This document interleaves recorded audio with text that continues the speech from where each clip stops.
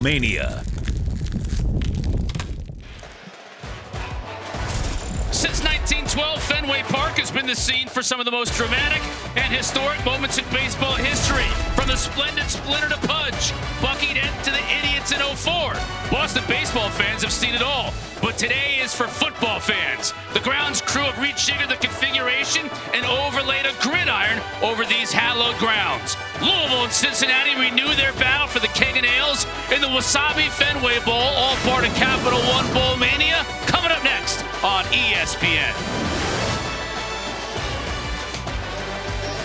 Hi everybody, I'm Chris Cotter alongside one of Boston's favorite adopted sons, Mark Herzlich, otherwise known as Nanook of the North, here today. It is a bit chilly, but we have no rain, and that's a good thing. I'll tell you what, the coaching carousel with these two teams has been unbelievable these last couple of weeks. You had Scott Satterfield leaving Louisville and going to Cincinnati. Jeff Brom coming back home to Louisville. Now, neither of these coaches will coach today, but we will hear from them later on in the broadcast. What we will have today, though, are interim coaching staffs for both these teams. That's going to make it interesting. And when you think about Louisville, hey, another one of Boston's favorite adopted sons, Deion Branch, is going to be coaching that team. Yeah, Deion Branch, he's got called up. His name was called to be this head coach, this interim head coach for Louisville, and he's embraced it. Talking to the players coming here to Boston, seeing that the involvement from fans around Deion Branch. But man, are you with Deion Branch? That's been their week, but their week has also been comprised of a bunch of work from a bunch of unsung heroes. A lot of the GAs, quality control guys, have really stepped up getting their players ready for both teams to play in this game. There's somewhat of a local legend coaching the Cincinnati Bearcats in this game on an interim basis. For more on that, let's send it down to Kelsey Riggs on the field. Yeah, Kerry Combs knows all about Cincinnati, and so he knows all about this rivalry. These two schools separated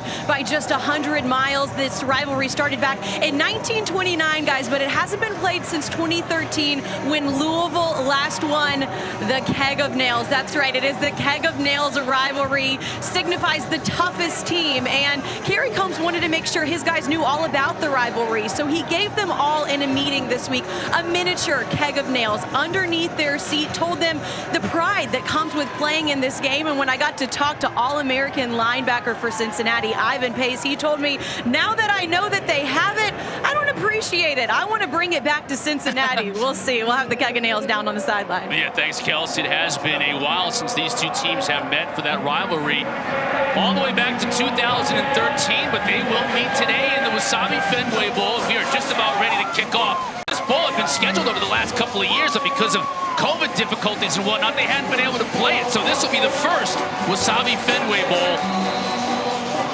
in this great stadium. Louisville won the toss. They elected to receive. So Bryce Burton will kick off for Cincinnati. Toe meets leather, we're underway here in Fenway.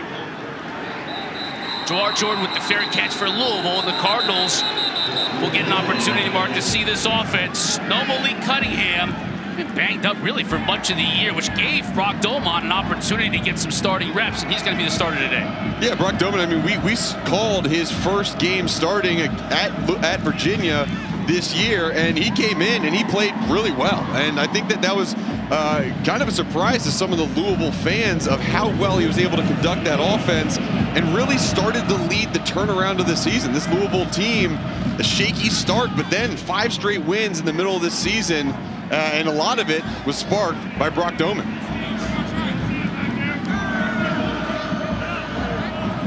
Speaking of a spark, Jawhar Jordan, the tailback, he came in really to be the #1 guy over the last few weeks and has been outstanding. Ball tipped at the line of scrimmage and goes incomplete on first down. Braden Smith was the intended receiver for the Cards.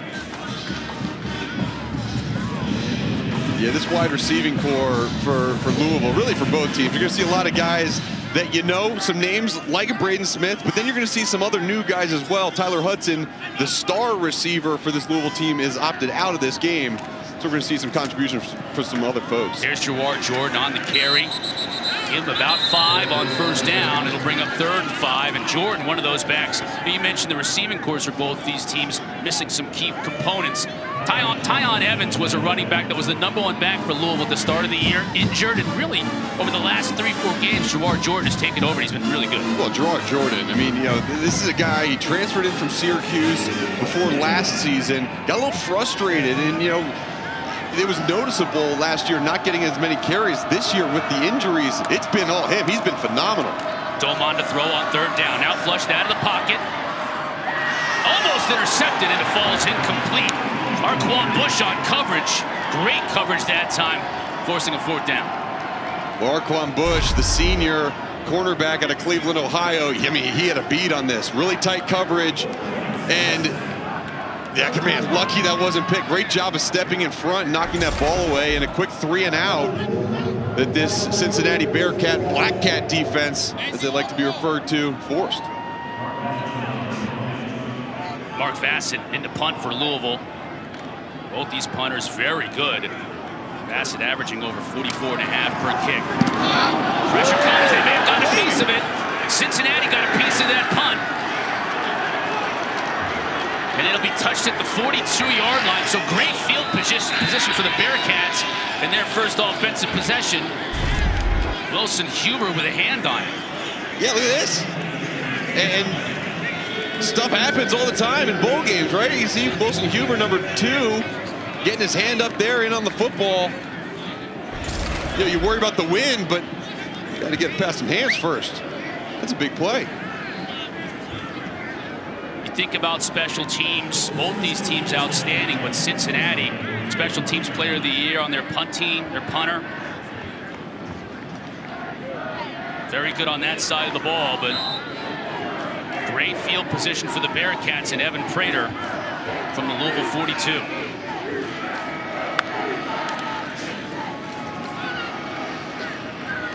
Up the middle, that's Charles McClellan. Picks up a couple. Monty Montgomery, great linebacking core here for Louisville. Yeah, it is, and you know, we're going to see a lot of active linebacker play from both teams. And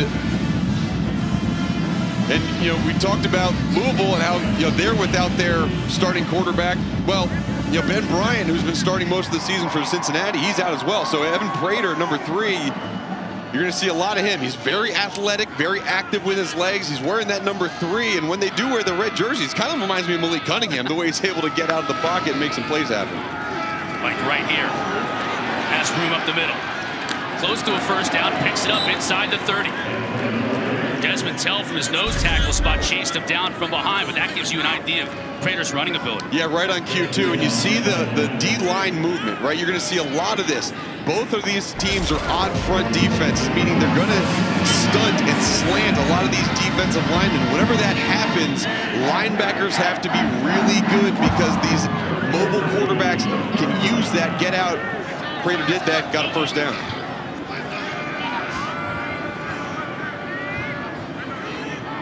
Prater made his first career start in their last game against Tulane. Now in the gun, looking to throw, pressure off the edge. Couldn't connect with his receiver. That was tight end Shimon Mateer. MJ Griffin from the safety spot applying the pressure. Yeah, and you know, they brought it, right? You see off this left side, you got 2 guys coming off the left. You got Yasir Abdullah, Chandler Jones coming off the edge, and you know, it's just a really good job of getting there, timing up that pressure, forcing the incompletion.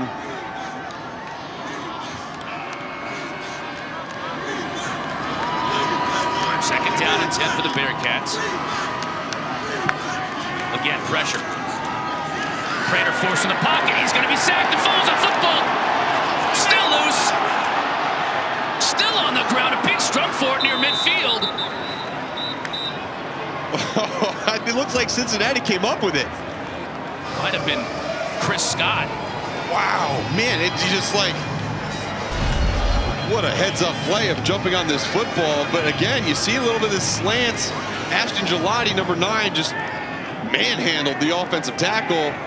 And then you see Diaby with a chance to pick it up. Minkins was right there. And then, man, Cincinnati fell back on it. And how about that? Chris Scott, the receiver, out of his pattern, all the way back into the backfield to recover the fumble. But it does set up 3rd down and forever. Yeah, and you know, this is, you don't mess up. It's either a go shot or screen ball, probably. Louisville brings the house up the middle. Prater just has to get rid of it. Has a receiver. That gets some of those yards back with Will Pauling. But But with this swirling wind, Mark, it certainly is going to have an impact on decisions in the kicking game. Yeah, and to me, honestly, this is a let's go for it. Yeah, and too long. You don't want, it's too long almost to go for it, but it's too short to punt it, and too long to kick a field goal. So let's take a chance here on 4th and, unadvisable. Yeah, well, it'd be a 53-yard kick. Yep. With a kicker who hasn't attempted a field goal yet this year. Here's the screen, incomplete. So Louisville's defense, after the partially blocked punt, stands, and they'll get the ball back. Still scoreless here early at Fenway.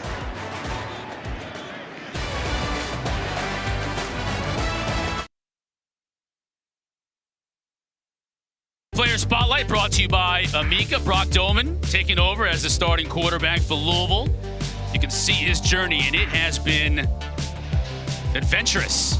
Out in California, San Bernardino Valley College, you had Ventura College in there, the Campbell Camels at one point in time, and now the starting quarterback here in the Wasabi Fenway Bowl. And second opportunity of the game for this Louisville offense.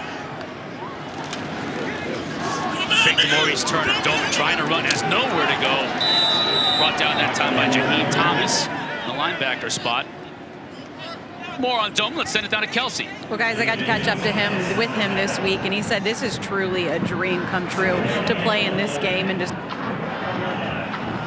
In years, he put in work and was believing that eventually it would pay off. He said he's really grateful for the journey to figure out not just who he is as a football player, but also as a man. And he is excited that this isn't his last year. He's still got one more. Cardinal fans are excited about that too. Looking to throw over the middle. That one's going to be intercepted. No, they're going to rule it incomplete. Javon Hicks came up on it. That pass was nowhere near his intended receiver, and Hicks couldn't quite make a play on it. Yeah, Javon Hicks is saying, let's look at this again. You see the,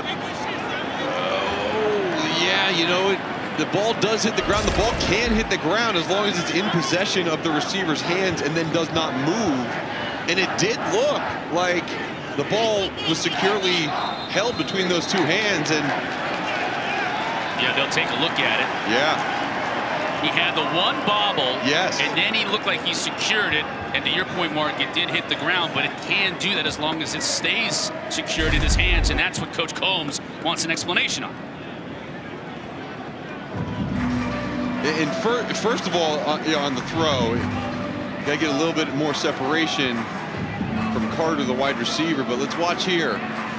Obviously, the initial bobble, and then it does, at the very end, when it does hit the ground, it looks like it dislodges a tiny bit. It's going to be a close call.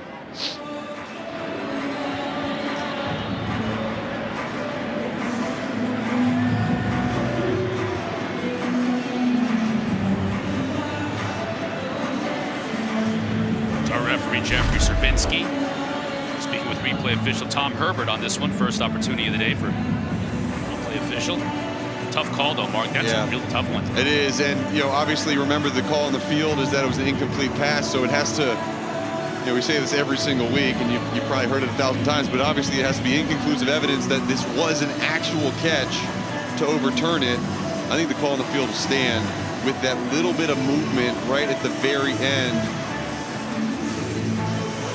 There is, you can see when the ball hits the ground, there is just a fractious movement of it. Yeah, Javon Hicks, 2 interceptions on the season. One of those went for a 45-yard touchdown versus Kennesaw State. Hicks, one of a number of players, not only from the Cincinnati area playing for this Bearcats team, but Colerain High School, and that's where Coach Combs coached for so many years. On the field of an incomplete pass is confirmed. Incomplete, it is 3rd down. So Jeffrey Servinski letting us know that the call is confirmed by the replay booth. Incomplete pass. There's Coach Combs. So many years as the head coach at Colerain High School in suburban Cincinnati. A few years at Ohio State. This is his second stint at Cincinnati. Special teams defensive backs coach before being named the interim coach a couple of weeks ago for this bowl game. Going to stay on. Be a part of Coach Satterfield staff next year. Stretch play. That is quintessential Louisville football. He fumbled the ball, but Maurice Turner was able to bring it back. Yeah, it looked like for a second Maurice Turner had a little running window, but brought down by Ivan Pace, the All-American linebacker. Look at that shot, Fenway Park. Gorgeous, so unique.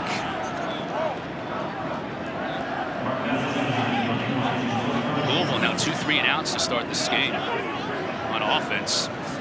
Corey Kiner back to receive this punt. This time they get it away, and it's a good one.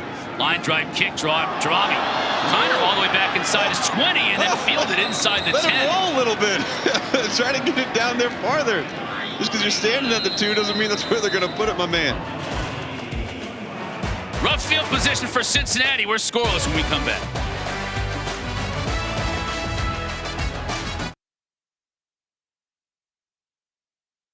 Hobby Hot Cloud Storage, built to store the world's data. TaxAct, file for less and get more. And Farmers Insurance. Get a quote at farmers.com. Mark, I was looking for you in that BC team picture. I couldn't quite make you out. Not quite that old, Chris. Not the first football game played here at Fenway, but the first Wasabi Fenway Bowl. And you look at what these two teams have done in our season in review. Brought to you by Wasabi.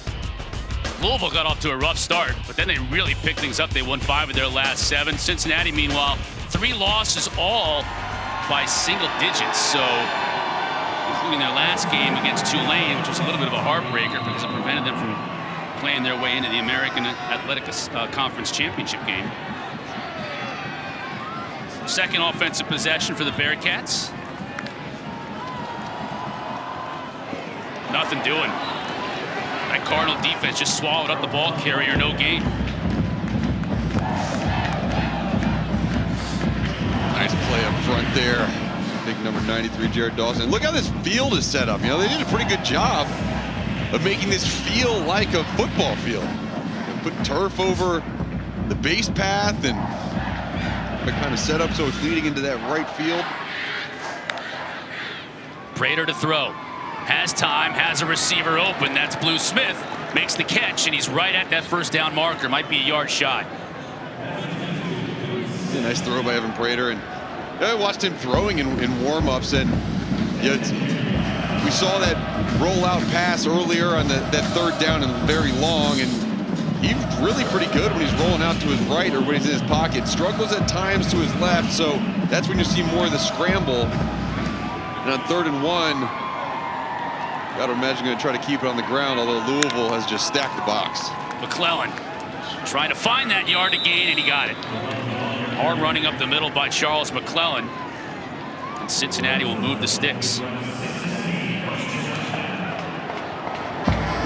This area of the field too, Mark, keep an eye on it because this is where the infield is for the baseball diamond, and they've covered it up with sod, but obviously, you're not going to get it to take in the short amount of time. No, yeah, and I went down the field pregame and just kind of like tried to grab up some of it. It did stick, but it's a little bit slick on the spots where that new sod is planted down.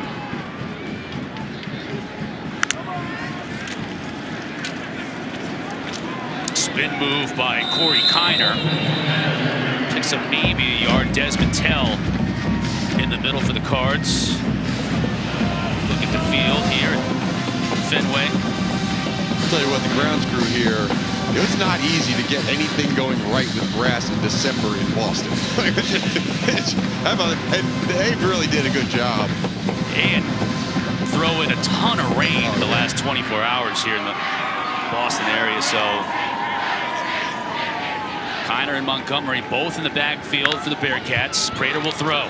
Pressure now up the middle, picked up initially.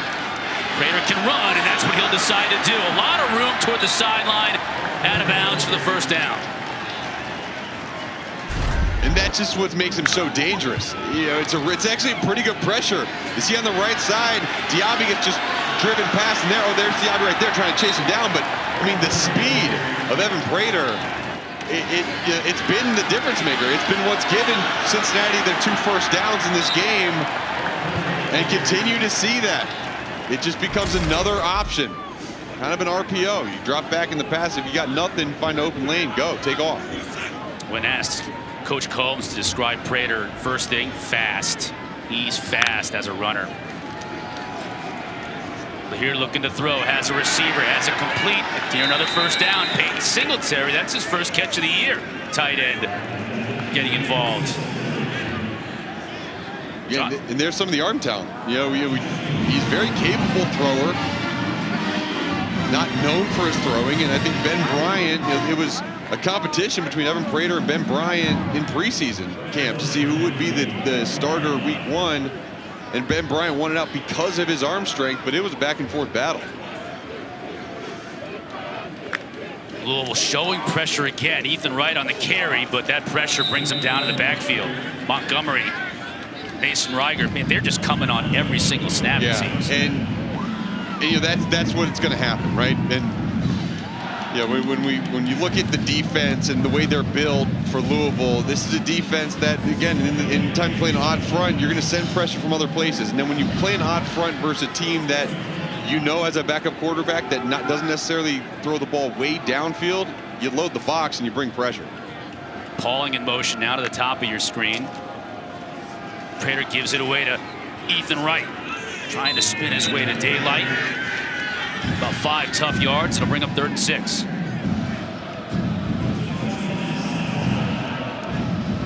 Ninth play of this drive for Cincinnati. Remember, it started all the way back on their own 9-yard line. Now they're near midfield, but need a conversion here to keep this drive alive.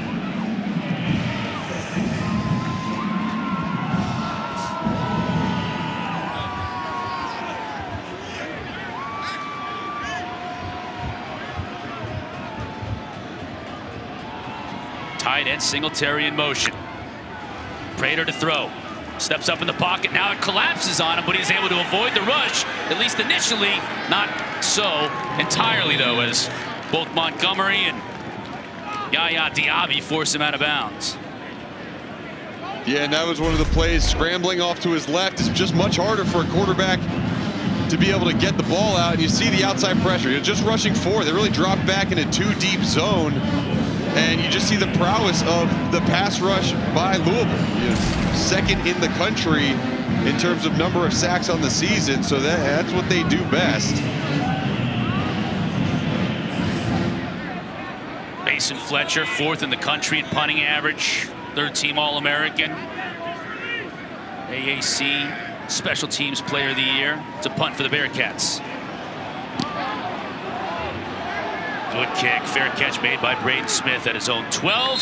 And that's where Louisville will take over when we come back. Still scoreless here at Fenway. Good one between Louisville and Cincinnati.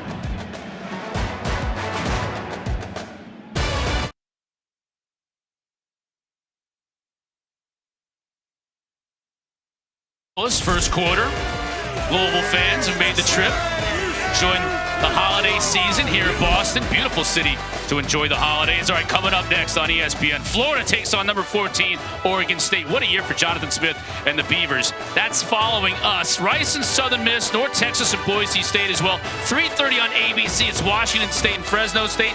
Then at 7:30, SMU and BYU. Wow, what a day of college football on the ESPN network. It's amazing. Here's Jawar Jordan on that stretch play. Cincinnati defends it really well. They've defended it well all day. They have, and that was Tyler Van Fossen, the linebacker.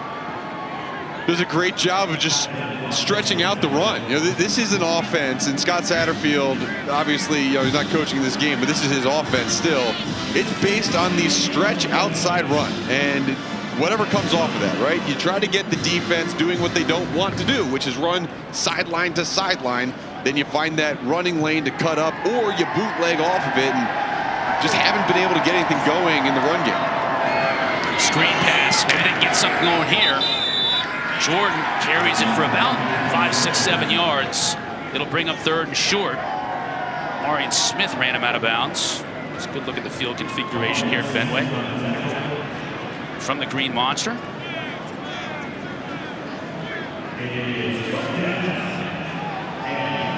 There's Deion Branch there, and you know, you talk to him about just like the honor of this role of interim head coach, and you know, it's funny in that initial press conference, he's like, "Yeah, I'm not a head coach, but He's out here loving on his players, getting them ready to go, and he's just excited for them and this opportunity. Doman to throw. Ooh, he wants to go. He's going to have to run for it. Reaches for that first down marker, then gets hit out of bounds, and a late flag comes in. Whether he got it or not on his own, he'll get it on the penalty. Oh, man. Yeah, and there you go. That's Ivan Pace. He's going to get called for that. After the play was over, personal foul, late hit out of bounds, defense number 0. 15-yard penalty is added to the end of the run and includes an automatic first down.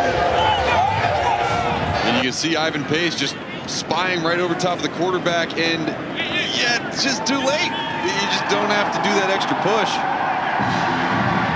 Ivan Pace, we mentioned him earlier, first team AP All-American.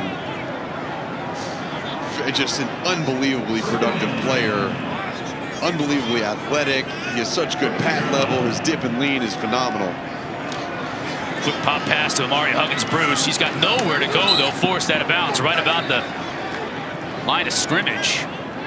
Yeah, and Pace was in on that tackle as well. And you just get a look at what Ivan Pace has done. Transferring in here this year and AAC Defensive Player of the Year.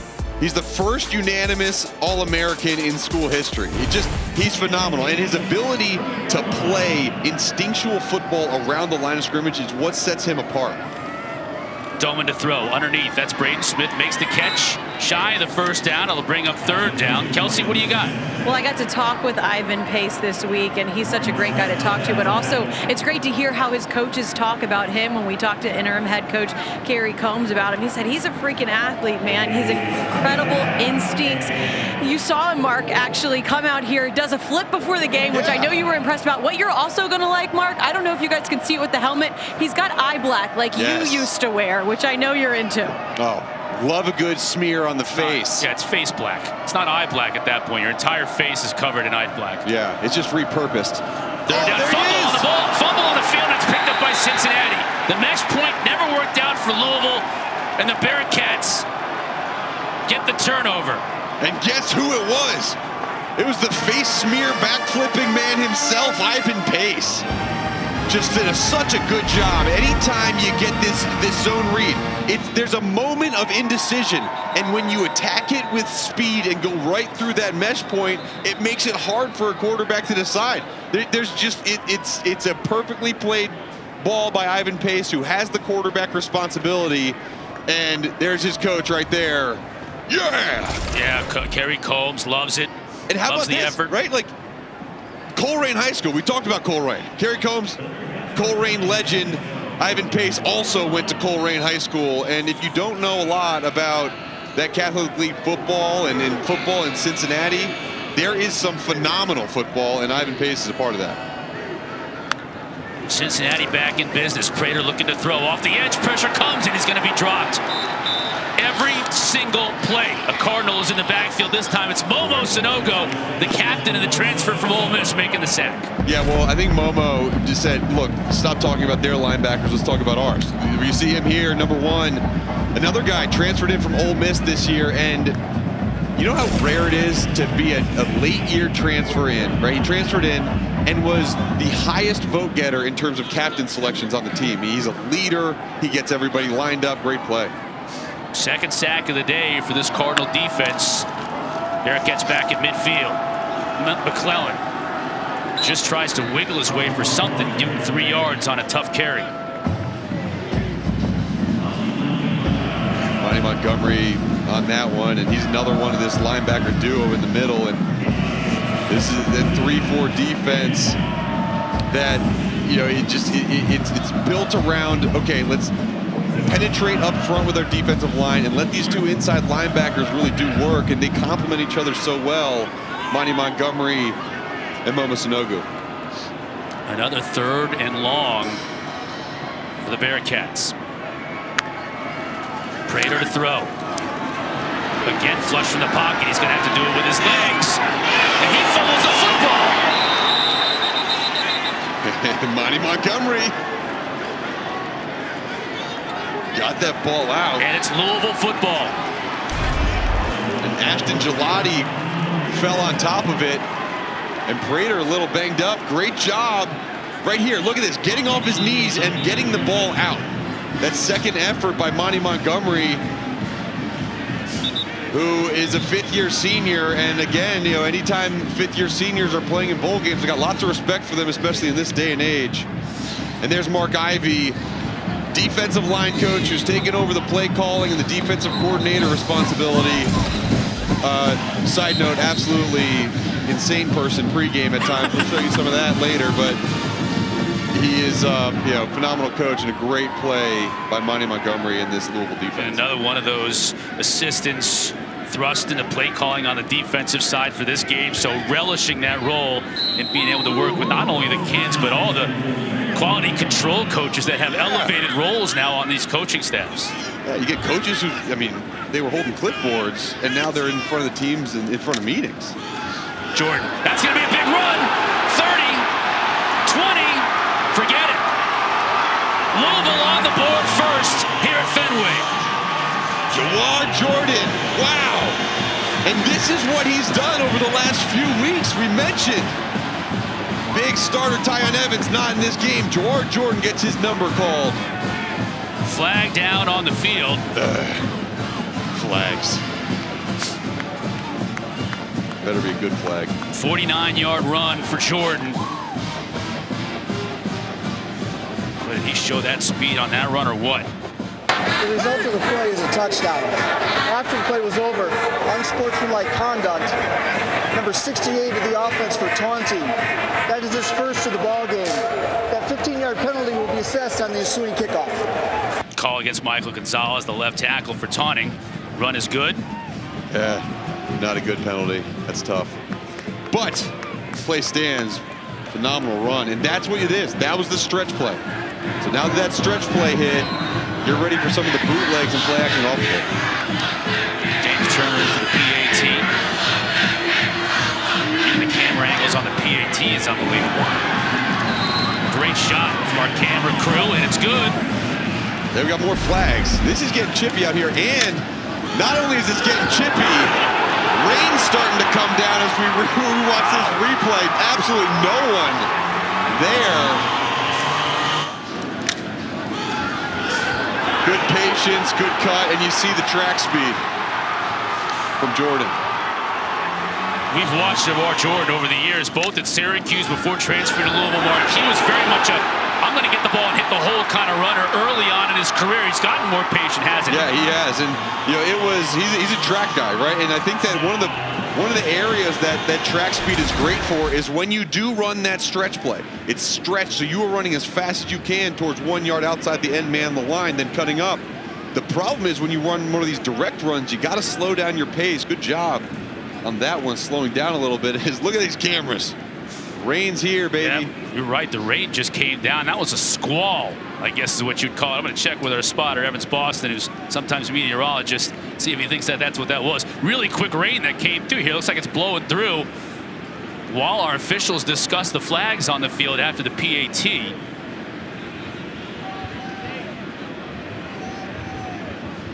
There's a long discussion. Deion Branch wants to know what's going on. He's given his description of what he thought happened.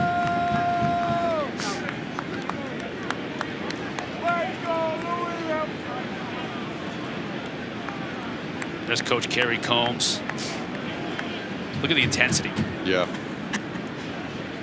And interestingly, you know, these two sidelines, they're on the same side of the field, right? So the officials are all down in one end zone.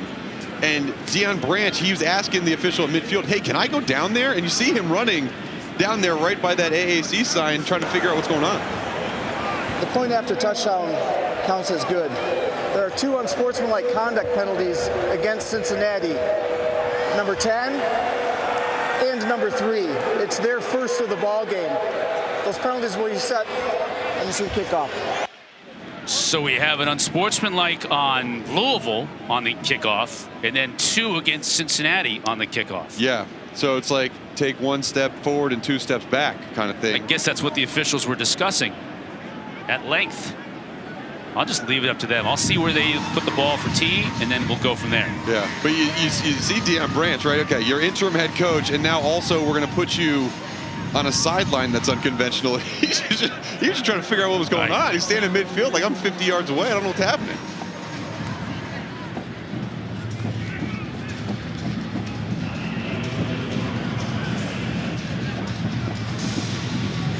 Yeah, there's a lot of strange here in this game for both these teams.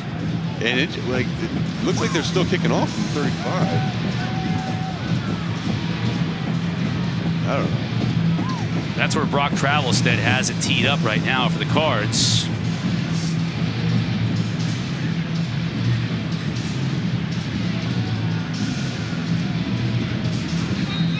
Drew Donnelly deep for Cincinnati. And wind has picked up a little bit I here was too. just about to say, this is something to keep an eye on. Like the goalposts are leaning a little bit. Yep. The rain's coming down. The wind's whipping.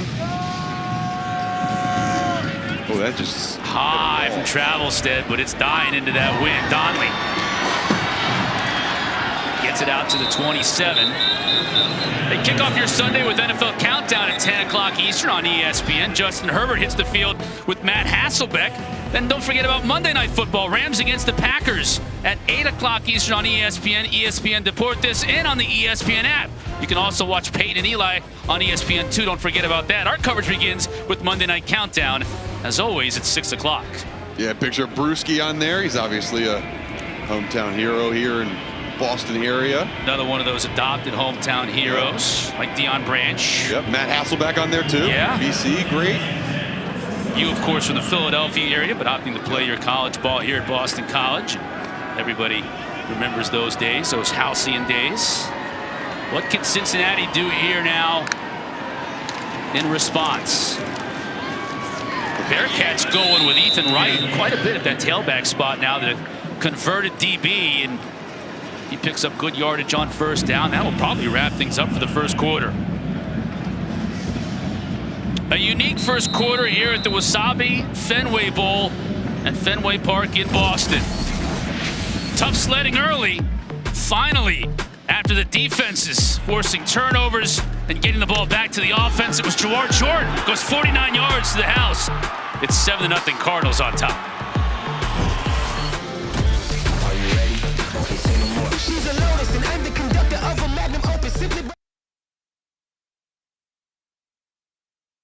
Been the pressure from the front seven of Louisville. Evan Prater has been running for his life. You see that one fumble, Cincinnati fell back on it, but then this one, this strip sack, and Louisville gets the ball back, turns that into a long touchdown run, and that pressure and that defense of Mark Ivey, that's the story of the game so far.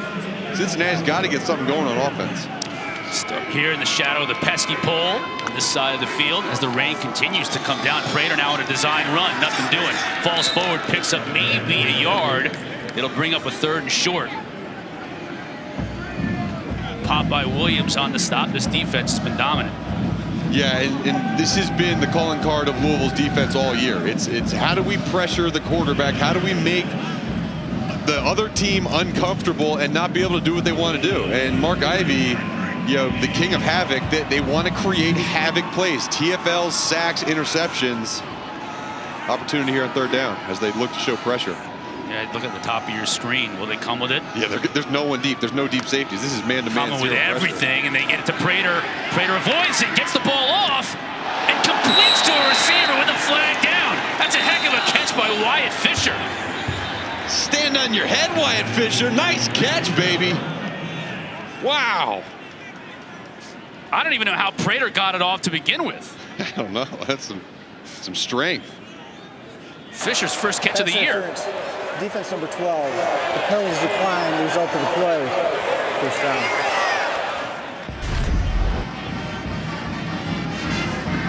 Look at this. I mean, Gelati has got him dead to rights, and Montgomery's there. Just a great job of using his body. Wyatt Fisher, good job.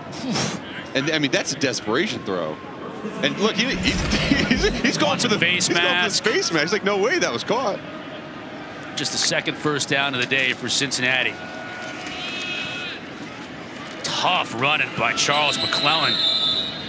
Give him 4 yards right to midfield.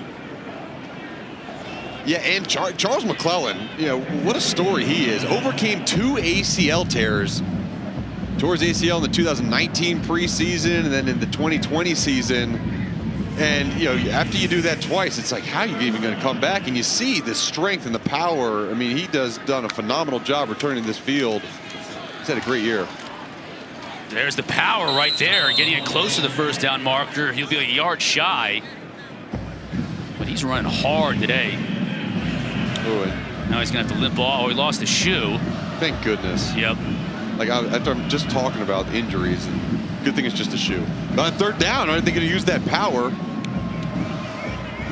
3rd and 1. Let's see if they bring in Corey Kiner, who's the bigger back, about 215 pounds. No, they'll go with Miles Montgomery, the redshirt freshman from Jacksonville, Florida. 3rd down and 1. Prater gives it off to him, battling to get that first down. I think he's going to be shy. I don't think he got it. Ashton Gelati led the charge. He's going to be shy. It'll be 4th down. By a full yard. Yeah, and this is just a dual play. Double team everybody up front and try to get some movement. Really good job by number 9, Ashton Gelati, on that right side of the line of scrimmage. Just getting off the block and getting a hip bump into the running back. And a 4th and 1. Louisville's trying to substitute late. Yeah, Ramon Poirier coming in for Louisville. That's going to be the same play. Ethan Wright, the back for the Bearcats. He gets the first down, just crashes into the line.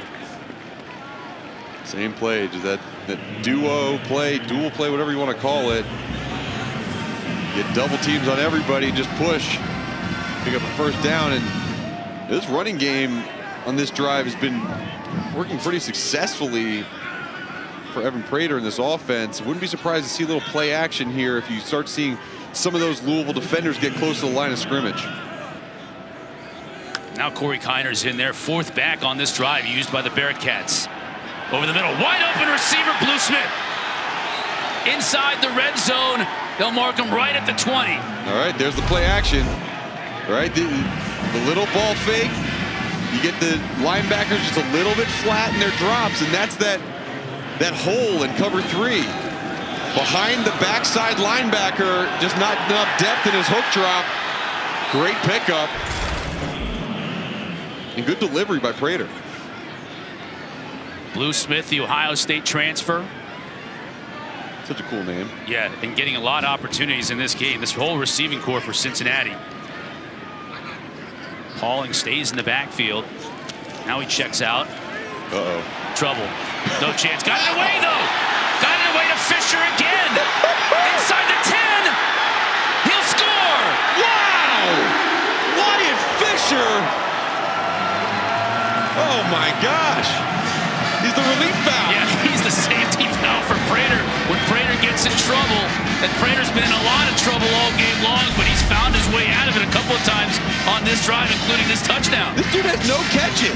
He played 12 games on special teams last year. He's a special team guy this year, but with the amount of guys out for the wide receiver core, Trey Tucker out, Jaden Thompson out, Tyler Scott out.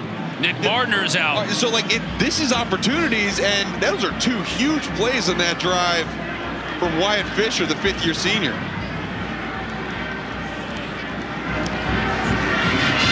PAT from Christian Lowry is good. Cincinnati answers. It's Wyatt Fisher. Evan Prater's safety valve evening things up. Scott Satterfield, the new Cincinnati coach, is going to join us on the other side. We're even here at the Wasabi Fenway Bowl.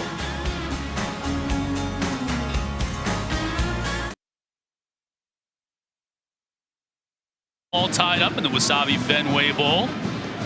Former Louisville head coach, current Cincinnati head coach Scott Satterfield joins us right now. And coach, it has to be difficult for you to be watching on TV your former players in Louisville playing in this bowl.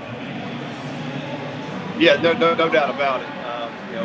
Very fond of those players at Louisville. Spent a lot of 4 years there, a lot of hard work getting those guys there and getting them to play at a high level. And so yeah, certainly an unusual situation that we have going on right now, and this time of year in college football is. But for me, hey, just checking this out and looking forward to the 2023 Bearcat. Coach, you see that? You see that stretch play hit for Jawhar Jordan? You got that patent stretch play. Yeah, there you go. That was very familiar, and we know Jordan can get it done. He started close. They had it blocked up very well, and once he hit, when he hit the gas, it was over.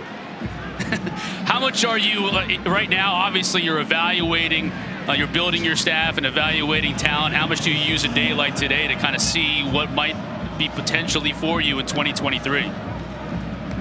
Yeah, I mean, this is kind of my first look at Cincinnati, really. You know, since my time being here in the last couple of weeks, really just working on staff, working on recruiting, and that's all we've been doing. I've not seen one practice, or I haven't even been in the indoor years yet.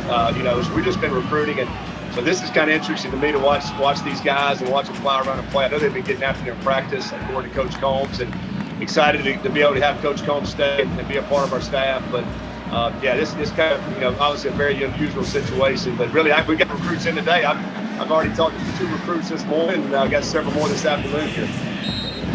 Yeah, you know, you talk about Coach Combs, and Coach Combs, I mean, his ability to bring the Cincinnati area to the Cincinnati program has been huge, and yeah, how valuable is that? Just having him be able to stick around on your staff for the next couple of years. Yeah, I think it's extremely valuable. I mean, that was my #1 priority when I got here. After speaking with Coach Combs, I mean, he did a great job of holding this team together. You know, in the meantime, with Coach Fickle, you know, I had to keep him here. You know, he's a legend here in the city, an outstanding high school football coach, and has done a great job in his college coaching career. You know, very respected by not only this community but our players, this team, this administration. So I think that was key, keeping him on here, and he brings a wealth of knowledge and experience. So I'm excited for him to be a part of our staff.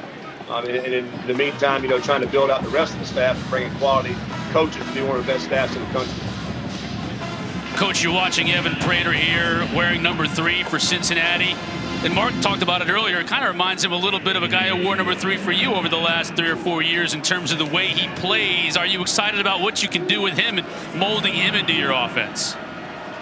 Yeah, I'm excited about him. Yeah, I had an opportunity to meet with him and the other quarterbacks that are here on the roster. And, man, he is extremely athletic. You know, has great ability. He's tall, he's long, you know, has a strong arm.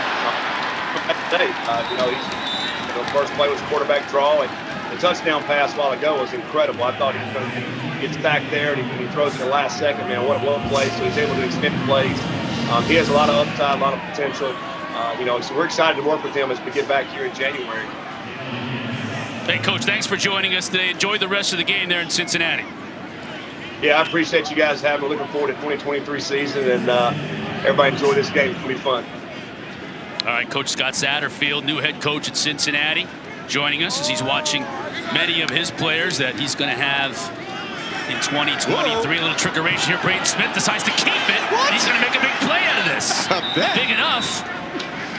Wow. He gets 6 yards on a play that looked like it was going to be blown up in the backfield. They got the reverse. You're trying to pitch it back to Brock Doman to throw it downfield, but good job. And there's certain points, right? Every touch point in those trick plays, you want to have guys you trust touch the football, right? And Braden Smith having that football and knowing not to pitch it back, right? That was a big play. Good run here by Maurice Turner, picking up the first down. Had a big pass play to Jalen Carter on that drive, too, to get him down here into Cincinnati territory. And you see Scott Satterfield's resume. A lot of success at App State. He was at App State for a long time. Player, assistant coach, finally had success as a head coach. Then his years at Louisville, really had the one bad year, the COVID year. Other than that, bowl years every year, and now on to Cincinnati. Yeah, and he's been, you know, he's like the turnaround guy, right? He'll turn your program around, and this is really one of the first times he's gone into a situation where you don't need to turn the Cincinnati Bearcats football team around. I mean, they're doing great things already, and so now it's the ability, okay, how do we take that next step? As you know, we all know Cincinnati's entering the Big 12 next year, and just, you know, it's just going to be a different type outfit, and you know, they got a different coach who knows how to guide teams, which I think is great. There's Kerry Combs staying on, as you heard Coach Satterfield talk about, staying on to the staff. Cincinnati finally bowling up there and putting a stop to Maurice Turner. Well, Chris, you want to know what the weather's going to be like here? You don't turn on the TV. You just look outside. 'Cause now the sun's shining and the wind's gone and it's bright and sunny. It's just like a little everything. It's been pouring down rain just 5 minutes ago. Now the sun is out. We're going to get all kinds of movement. Everyone's pointing at everyone else.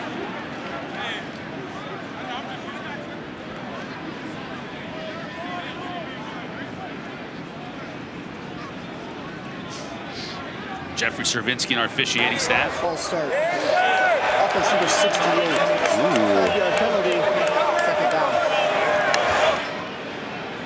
Yeah, and Ty Van Fossen, the linebacker, number 13, he ran to the line of scrimmage like he was coming on a blitz, like bluffing, but he didn't cross the neutral zone. Going to cost Louisville 5 yards.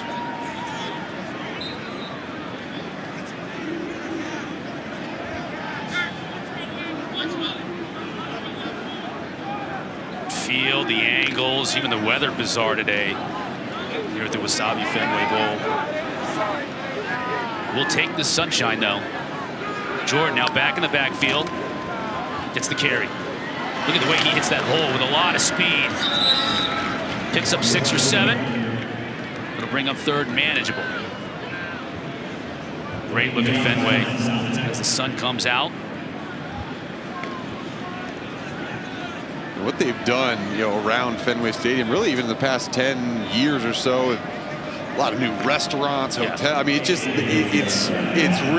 really nice area in Boston. And it's also, they've put so much money into the stadium itself. It's got modern amenities, but the ancient feel to it, if you will. Yes.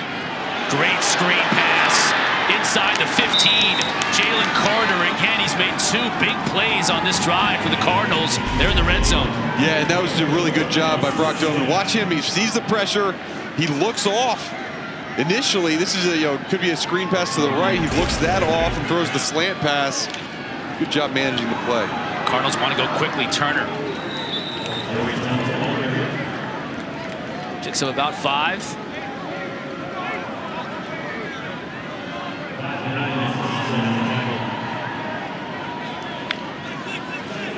Play of this drive. Cardinals looking to pay it off. 2nd and goal. Turner now in motion. Doman fakes to him. Into the end zone. Touchdown. Marshawn Ford.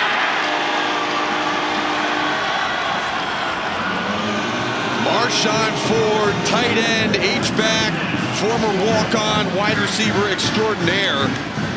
This is a guy who, whether it's Malik Cunningham or Brock Doman in a quarterback, he is the guy that has been the playmaker year in and year out.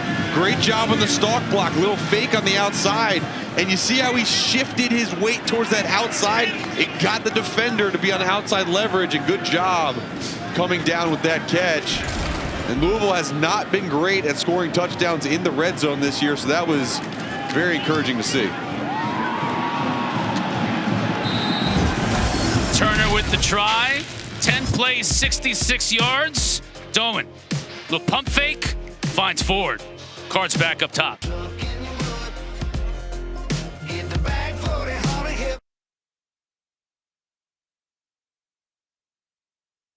December 31st on ESPN. The Wasabi Fenway Bowl is brought to you by Moderna. The COVID-19 updated boosters are here. Get the facts. Make it yours. Visit makeityourvaccine.com today. Good shot at George the Animal Steele there in the upper right in the squared circle. Just letting you know that baseball and football, not the only activities here at Fenway Park. Wow, that hurts.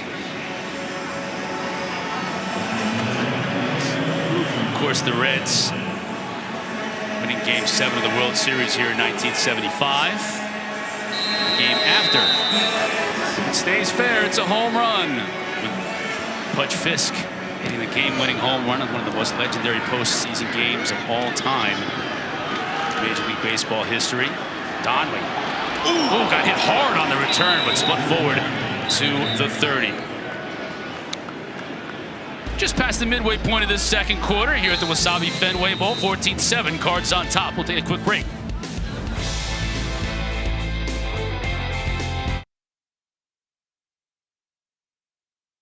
Once but twice, Evan Prater, the magician, getting out of trouble and finding a receiver. Yeah, both times being clutched, actually, right? Escaping these pressures and just launching the ball up there to who's become the playmaker of the game, Wyatt Fisher. This one went for 6. There you go, young man. Well, it's become a first half of answers after it was sluggish at the start. Turnovers, a lot of TFLs. Now both teams have answered. Let's see what Cincinnati can do here. Prater on his own. Good pickup on first down. Give him 7. Kelsey, what's going on? Talk with Evan Prater this week, and he talked about what a special opportunity this is for him because, as you guys mentioned, he's one of the many players that is from Cincinnati. He grew up just 15 minutes from campus, going to Cincinnati games all the time. He says, I got pictures of me standing on the field, lots of history at Nippert, and he said for him, when he had the opportunity to start against Tulane and the crowd erupted when he heard his name, that was pretty special, and especially be starting quarterback guys with Kerry Combs leading them as well. See him there with the Cincinnati Skyline Chili t-shirt on. Get me some of that. Tell he's a hometown kid. Prater now trying to escape, won't do it. It's swallowed up by that relentless Cardinal defense. Ramon Purrier this time on the pressure. Yeah, and again, Prater, really good job escaping, but I mean, you see Abdullah, number 22, coming through in the beginning, and it just, this is his 4th sack of the day, and for everything Prater has done to not be sacked, to stand tough in the pocket, to get the ball out, it has just been havoc up front from this Louisville defense. 2nd and 3 turns into 3rd and 8. Cincy 2 for 6 on 3rd down today. Cards show pressure on the edge. They bring it. McClellan with the catch, but he can't keep his footing. And lose a yard, actually. That's the 2nd time they've tried to set up this running back screen. And the 2nd time, Prater, it just hasn't been able to get the ball out there far enough. That was set up pretty well. You see the scan screen with the running back coming from the opposite side, and they had a little bit of a pick block on Quinn, the defender who was on him, but good job right there from Louisville, and misfire from Prater. Mark Ivey pleased with his defense. First 3 and out forced on the day for that Cardinal defense. Now Mason Fletcher.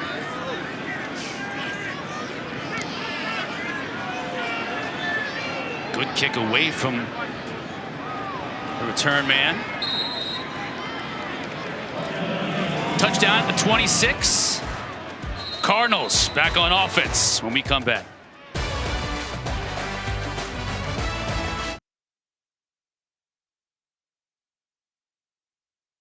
Looking forward to hearing from you all at halftime. It is a huge day for Bulls across ESPN networks. It's all day, all night.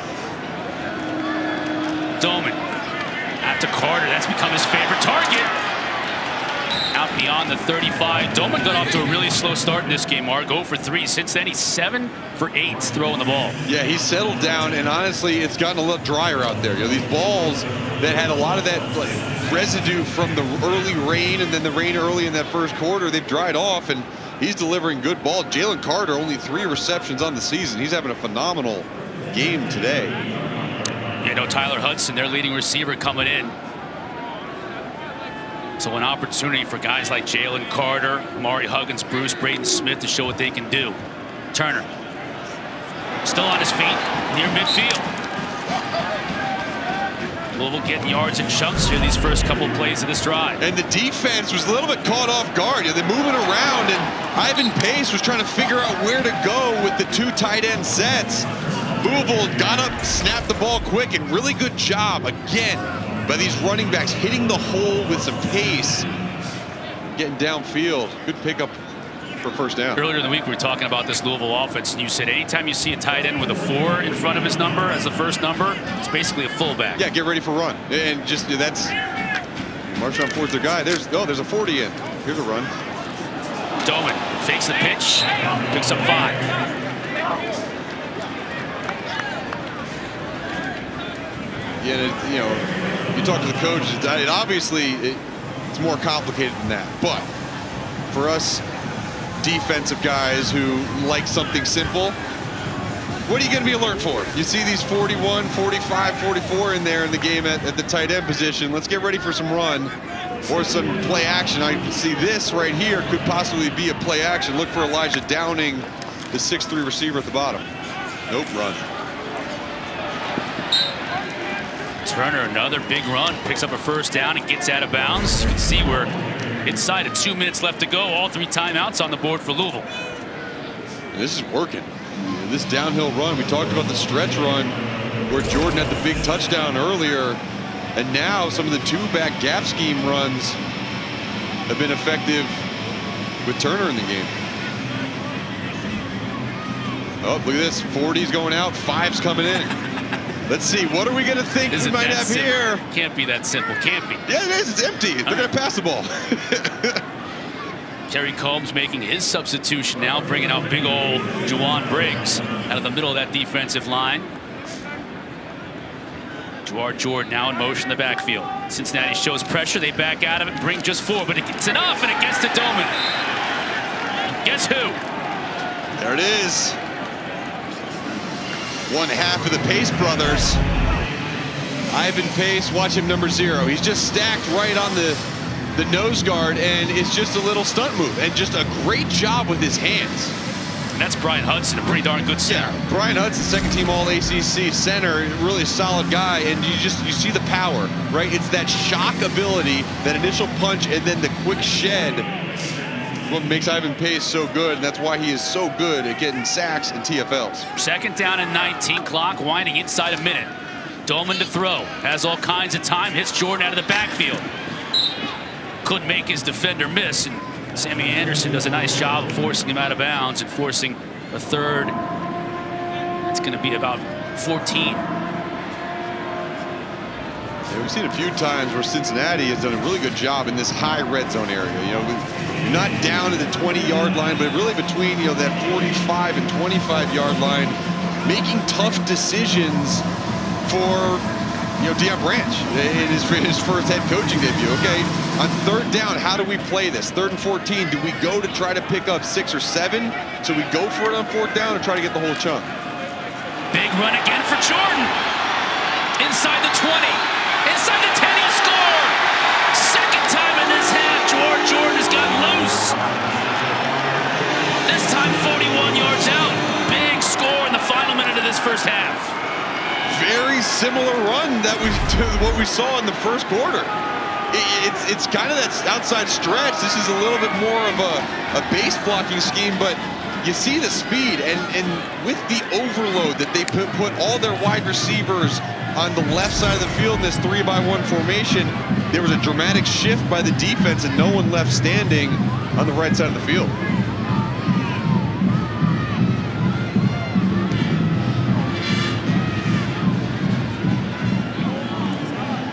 Jordan now with 99 yards rushing mark on 5 carries. Yeah. And 2 touchdowns. Yeah, and I mean, just think about what he's done, right? It's just been phenomenal. The last game out. False start. Kicking team number 51. 5-yard penalty. We do the try. Yeah, you know, last game out at Kentucky, he had a career high 145 rushing yards, and then the week before that, 98-yard kickoff return for a touchdown. And yeah, these past couple weeks have been really big for Jawar Jordan, and today is the same. 3 100-yard games in his last 4. They've been against really good teams. Yes, they have. NC State, Clemson, Kentucky. And here, I mean, this is a very good Cincinnati defense. Turner splits the uprights. And Jawar Jordan, you know, you mentioned he was at Syracuse before. He's been in and out, but this is still a guy, you know, he's a redshirt sophomore. He's coming back next year, and you know, he's a guy that they have a lot of anticipation, a lot of hopes for, and you see his ability to get out in that open field and find those holes. You know Jeff Brom is watching this. Yeah. We're going to chat with him coming up in the 3rd quarter. We'll be back in 10 seconds, though, after a quick message from Verbo. It's Tim Tebow in a Verbo. where the host doesn't stay with you. So there's no one to interrupt your pregame routine. Once again with the eye black. Yep. You had to enjoy that. Yep. Tim and Demi there on their great couple. Right out there. Great ambassadors of college football. Out there on the lanai. Travelstead now to kick off. Final 42 seconds of this first half. Donley from his 5. Donley returns the ball with reckless abandon. He makes a 29-yard return look phenomenal. College football playoff semifinals Saturday, December 31st on ESPN. Number 2 Michigan, number 3 TCU in the Verbo Fiesta Bowl. Then it's number 1 Georgia, number 4 Ohio State in the Chick-fil-A Peach Bowl. New Year's Eve, Atlanta, Chick-fil-A Peach Bowl. That's going to be nuts. Georgia in that game with Ohio State, who travels, by the way. Probably traveled 200,000 people from Ohio down to Georgia for that one. Injury on the field right now.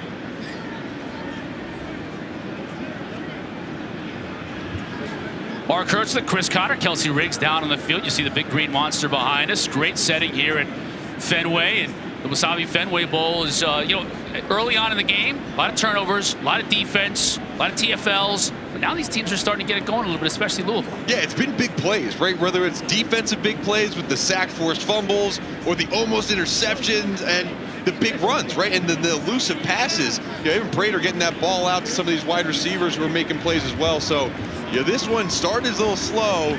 The rain dried up, and now it's getting exciting. And you see the interim coaching staffs as well. It's kind of fun to watch them, and not only their brains going, trying to figure out and make adjustments, but also just the the motivation and the heart that these players are showing to be able to coach, to be able to win for these coaches. Yeah, you mentioned some of the interims, and Deion Branch, it's been a very different 2 weeks for him. This is a guy who's the director of player development for Louisville. He brought him in beginning of this year to really help guys with a lot of processes, right? The processes away from football. So he hasn't been a day-to-day in the meetings everyday coach, right? Now he's that head coach, and it's just a lot more on his plate. There's a lot on Prater's plate right now. A lot of red jerseys in his grill. Yasir Abdullah, that's his 9th sack of the year. Yeah, and Abdullah, there was a time where he was leading the entire ACC in sacks. And this is a guy who started off his career really with being just a speed rusher. He would get on the edge. He did a great job of his dip and lean. But each of the last 2 off seasons, he's put on 10 pounds in each of those off seasons, and now he's at a weight where he can use that speed to power and really much more versatile player. They picked up that sack there. 5 first-half sacks for that Louisville defense. That has to make that man right there happy, as does our halftime score, 21-7. Cardinals on top, since he's going to receive the second-half kick, so maybe they can get something going in the second half that Coach Kerry Combs and company haven't been able to do in the first. Kelsey is standing by on the field with Coach Branch. Coach, 3rd and long, and Jawar Jordan goes ahead and makes it easy on you with what you do next, because he puts it in the end zone. What do you like about what you've seen from your offense? Everything. I think the front line is doing an amazing job blocking. I think that's the most important part. I think going into this game, that defensive line that Cincinnati has, they're pretty tough. The linebackers are amazing. Offensive line doing great. Jaws is running the ball well, also along with Maurice. Speaking of defenses, yours has been phenomenal, as they were in the last half of the season. How do you keep up the intensity? Oh, we have to. We gave up a busted coverage on the touchdown. I hate that, but the guys will go in and correct the errors and stuff on the back end. We'll come out the second half better. Coach, thanks. Good luck. Thank you. Thank you, Coach. Kelsey. Our score at the half in Boston. Louisville 21, Cincinnati 7. Great atmosphere at Fenway Park in the Wasabi Fenway Bowl. Let's send it to Matt Berry, Sam Acho, and Jesse Palmer back in studio for the halftime report. Cotter, I agree. Great atmosphere.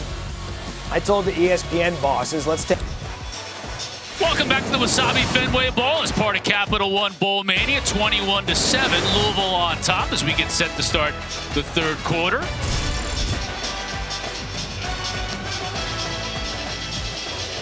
Chris Cotter alongside Mark Hertzlich. Kelsey Riggs is down on the field. Hertzlich with that jacket is taking up like the entire screen here, dwarfing the Green Monster behind us. Let's take a look at today's playbook. It's brought to you by Moderna, and it's the 2 touchdown runs by Jawhar Jordan. He has 99 yards rushing on 5 carries in that first half. Jawhar Jordan, he's been great, and it's all set up here. The great block from his fullback, Isaac Martin, sprung him loose. Got to that second level, and it's that right side of the Cincinnati defense. Same thing here. Just no one over there, and Jawhar Jordan uses his speed to find his way to the end zone, and it's been big plays. 2 of them there you saw from Jawhar Jordan. He's only had 5 rushes? What?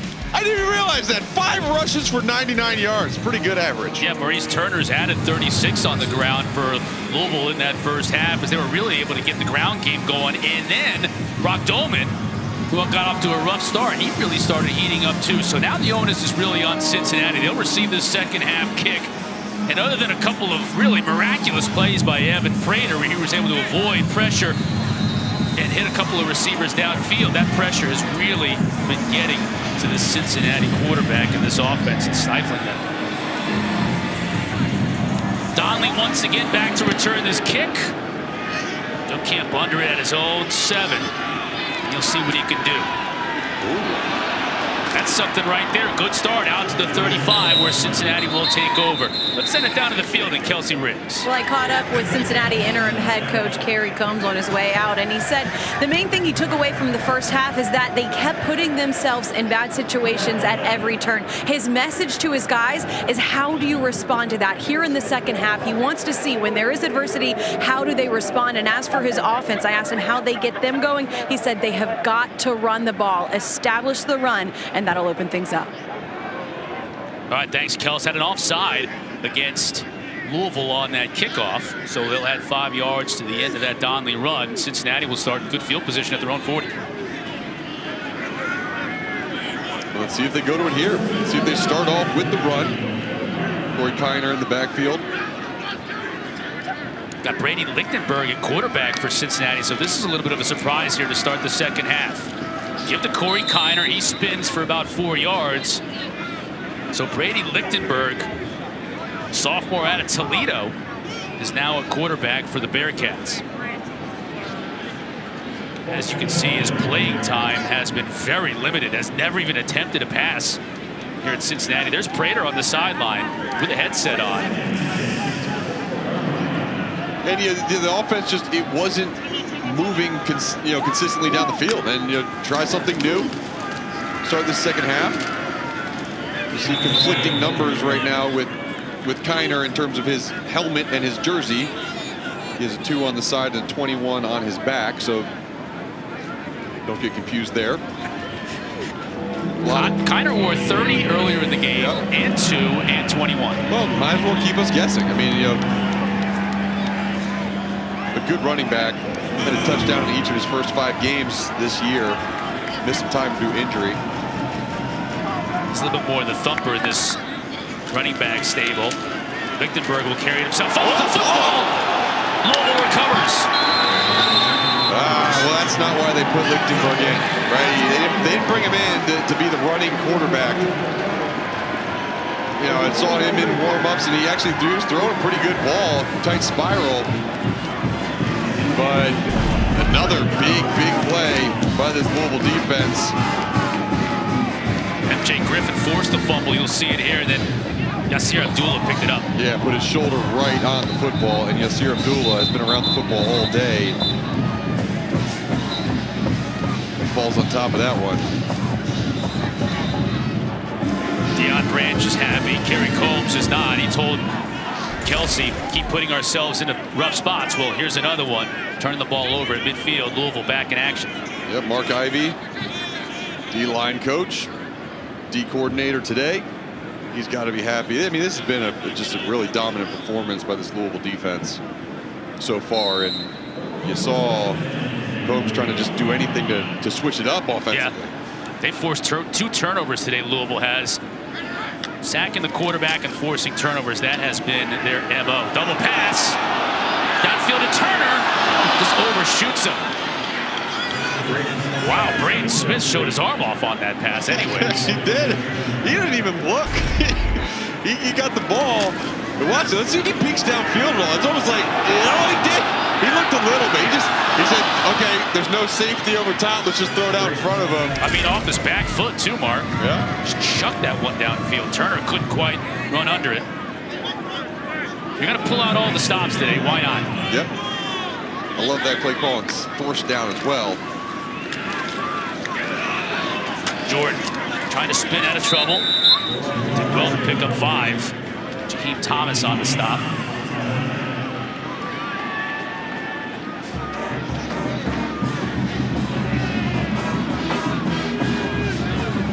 There's a good look at Thomas. Yeah, he is a big game last time out. Career high 11 tackles versus Tulane back in late November. Opportunity for Cincinnati's defense to come up with a really big stop here at midfield. 3rd down and 7. Goldman to throw. Has time. Now flushed. Head still downfield. Has a receiver. Can he make the catch? Reached out to get it, but just out of bounds. Braden Smith did a nice job, but he needed to be about 6'10" to keep a foot in bounds. Really good effort. That was close. I mean, great effort. He points to the line. The official right there, linesman saying, no, not quite. Close. 4th down. Decision was made. It took a little while for Coach Branch and his assistants to decide whether they wanted to go for it at midfield or punt it away. And with a 14-point lead, this is probably the wise move right here. Pin Cincinnati deep. Yeah, and they reset the play clock. So they still have a full 18 seconds. Vassett will punt it away. Flag down and pressure up the middle. Vassett got it away. Kiner's going to call a fair catch. Hit traffic at his own 12. Let's check the marker. Yeah, there were too many men on the punt team in the backfield. When you're one of these guys who has to be on the line of scrimmage, you have to break the belt line of the center, and they did not do that. Probably didn't get set for a full second either. Sounds like a man who played for a few years in the NFL on special. Yes, played many games at right guard on that punt team. Right, breaking the belt line of the snapper like that. Those aren't the usual lingo that gets put out in the broadcast, but that's what the rule is. Illegal formation, kicking team. More than 5 players in the backfield. That 5-yard penalty we added to the end of the kick. Timeout on the field. I don't know how Wilson Huber didn't get that one again. Coach Brom's going to join us on the other side. You don't want to go anywhere. Louisville on top by 14.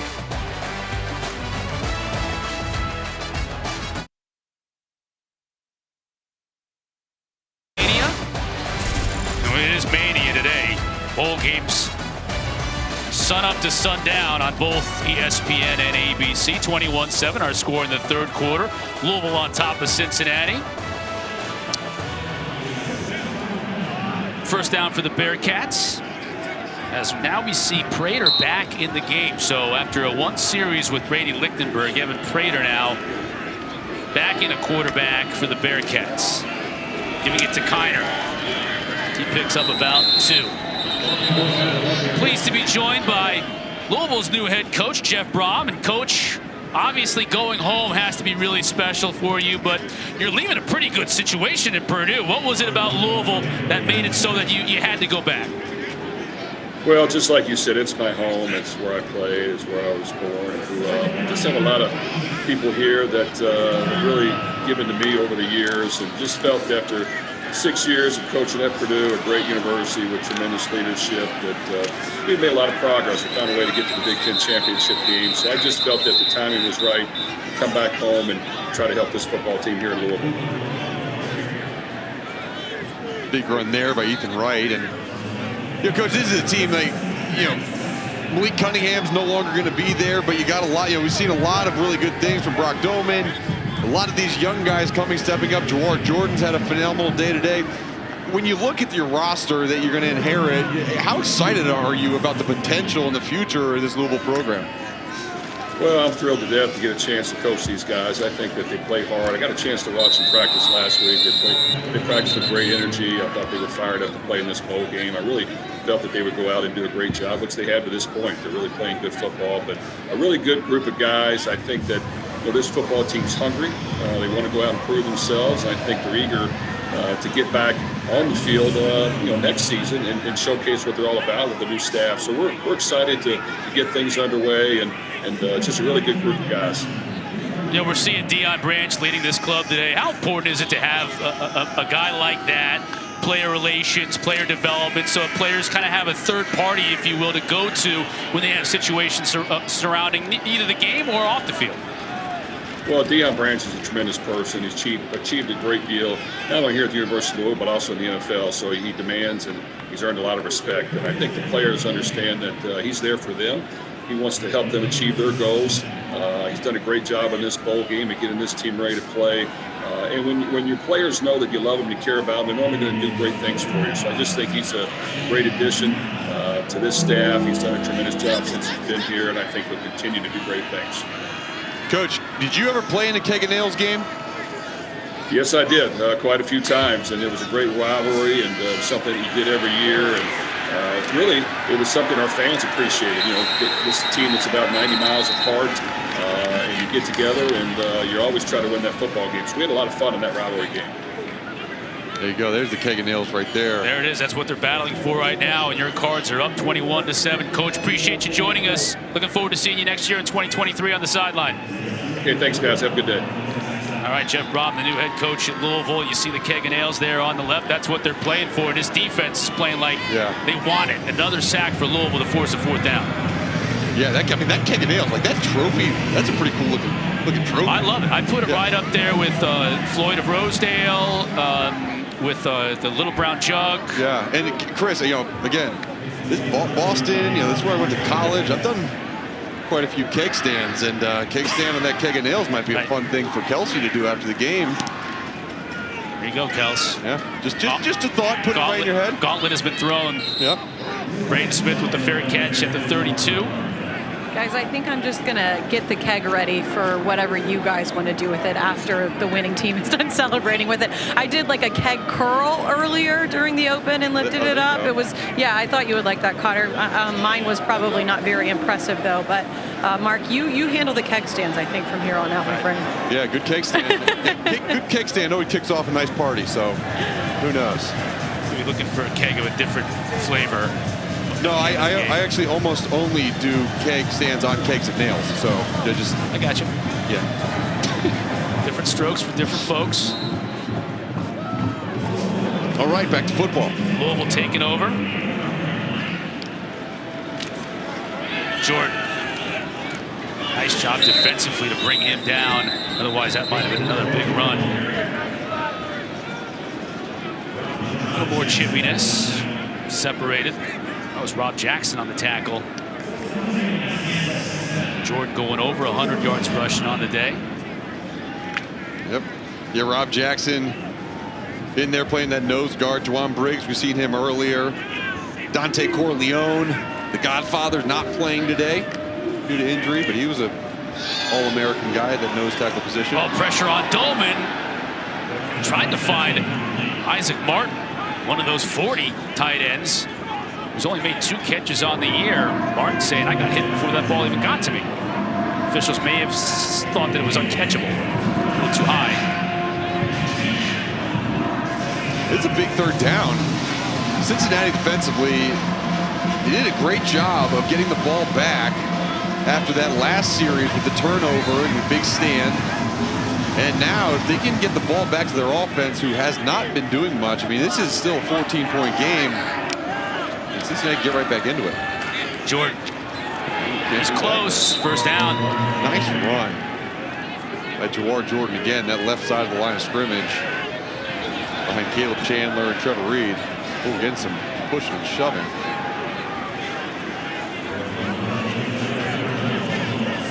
You're right. We've seen a lot of that. Threets being held back by his teammates. Number 10.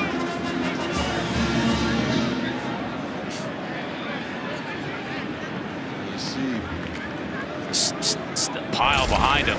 Yep.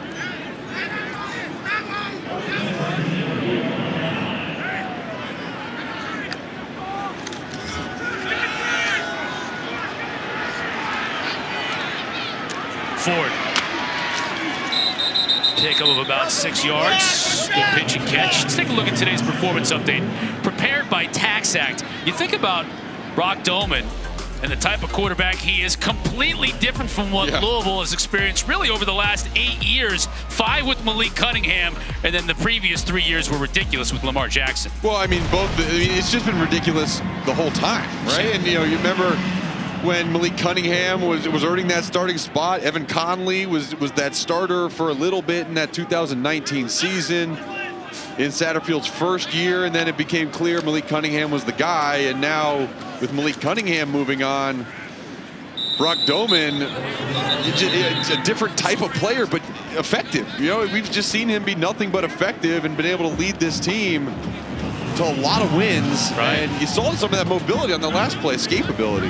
And it's not only, a different era for quarterbacks, but it's a different era for coaching and style of offense with Jeff Brom coming in. So you got to wonder, how will Louisville look moving forward, whether it's Doman or anybody else at quarterback? Yeah, and Doman, he's got some attitude to him too. When he does run the football, he's a guy, he'll lower his shoulder. He'll try to run you over. He likes to play this game kind of like with that linebacker mentality that you hear about. Right through the arms of Ford. That pass had a little mustard on it.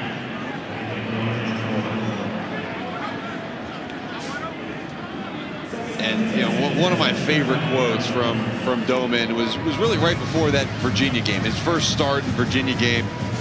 And some of the reporters were like, "Hey, are you nervous? Were you nervous when you went in there?" And he said, "There's nothing to be nervous about when you know what you're doing." Just like that. That was it. That was the end of. That was the answer to the question. And that just shows the confidence and the preparation that he has. Hey, I know what I'm doing. Nothing to be nervous about. Another big hole up the middle, first down for the Cards as they continue to move the chains. Kelsey, what's going on? You guys are just talking a little bit about Brock and his mindset. It was so good to catch up and to hear that and to hear what the opportunities throughout the year have meant, but also the last 2 weeks to be the starting guy, to know that this is his team and to be able to lead the way he can. You mentioned that he can run the football. When we talked to Deion Branch, he said he jokes he's a dual threat. This guy can get it done both ways. We've seen a little bit of it. Yeah, had 125 yards rushing in limited play on the year coming into this game, so can't get it done. And you think about, too, when he came in, Malik got hurt in the Boston College game. He comes in, they go 1 for 8 in that. He goes 1 for 8 in that game with an interception, right? Then the following week, you think, okay, he's getting reps in the first team for practice. That's when he really took that step. Yeah. That's when he took that step, and that's when he started this career path he's on. And take a break with the injury, and more on Brock when we come back.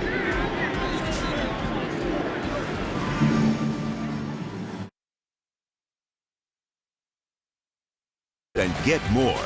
And Capital One, what's in your wallet? Just past the midway point of this third quarter in the Wasabi Fenway Bowl. Last 2 keg of nails won by Louisville. Both games in overtime. Once in Louisville and the other one at Nippert Stadium in Cincinnati. So it's been a while since these two teams have played, all the way back to 2013. There's Kelsey between the two teams on the sideline. Yeah, we talk about the rivalry and how they're separated by 100 miles. Right now, they're literally separated by 10 yards. I've got Cincinnati to my right and Louisville to my left. And we've seen it kind of boil over a couple times on the field. The funny thing is, as they come across, it's not like you talk your trash on the field, Chris and Mark, and then you go to your other side. They're able to sit here and look at each other and say whatever they want to say right back and forth, 10 yards between them. Yeah, like a hockey game when two players get put in the penalty box. Exactly. That continues that conversation. Turner dropped for a loss. And Fawcett, again, is there for the stop for Cincinnati. This is kind of gut check time for Cincinnati right now. It is, and this is that area of the field. We mentioned it earlier, that high red zone where their defense has really stood up. I mean, it's been those, the 2 long runs for touchdowns. Those were the 2 big plays. There was, 1 red zone touchdown that Louisville punched in to Marshawn Ford, but on third down, another opportunity for the Cincinnati defense to make a tough decision for Deion Branch on whether to go for it or to punt. Turner, lots of room to run. And outside zone just continues to work for Louisville. He gets it down to the 26, It's going to be a first down. And a continued success on that right side. Really good block on that right-hand side. I think it was, didn't catch the number, but really good job of that right guard opening up the lane. Sammy Anderson's injured on the play for the Bearcats. We'll take a quick break, check in on Sammy's condition when we come back.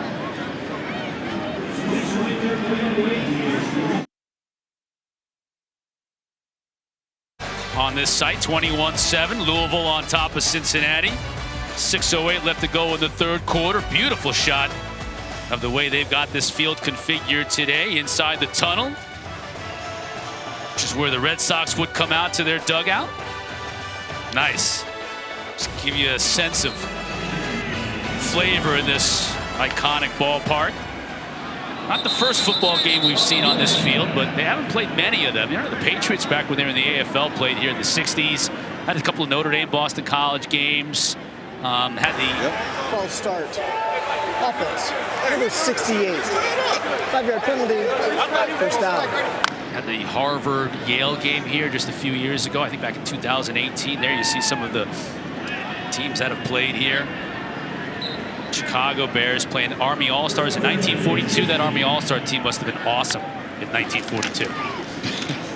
Turner stays on his feet somehow after he got hit in the backfield. Spins forward for maybe a yard. They'll bring up 3rd and long. And these 3rd and longs, it's been a lot of them run. You know, you've seen Jawar Jordan break a couple of them, and this might be a little bit too far for that opportunity unless they want to set up a field goal opportunity. Yeah, checking 2nd down and long, by the way, Mark. Yep, so okay, there you go. They do have an extra down.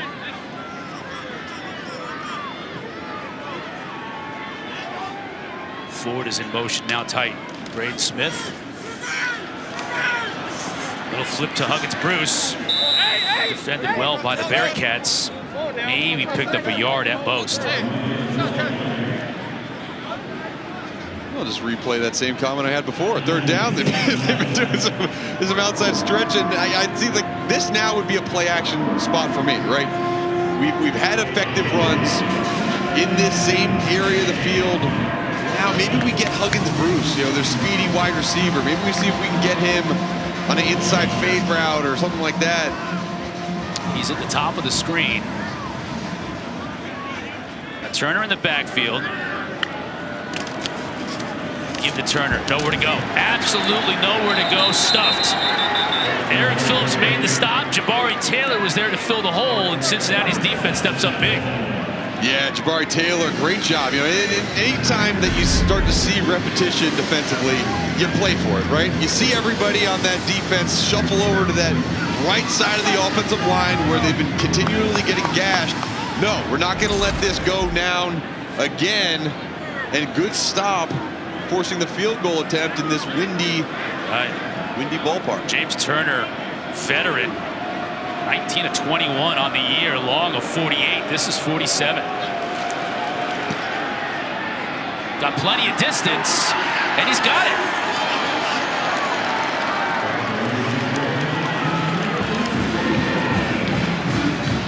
Big kick from James Turner adds to Louisville's lead.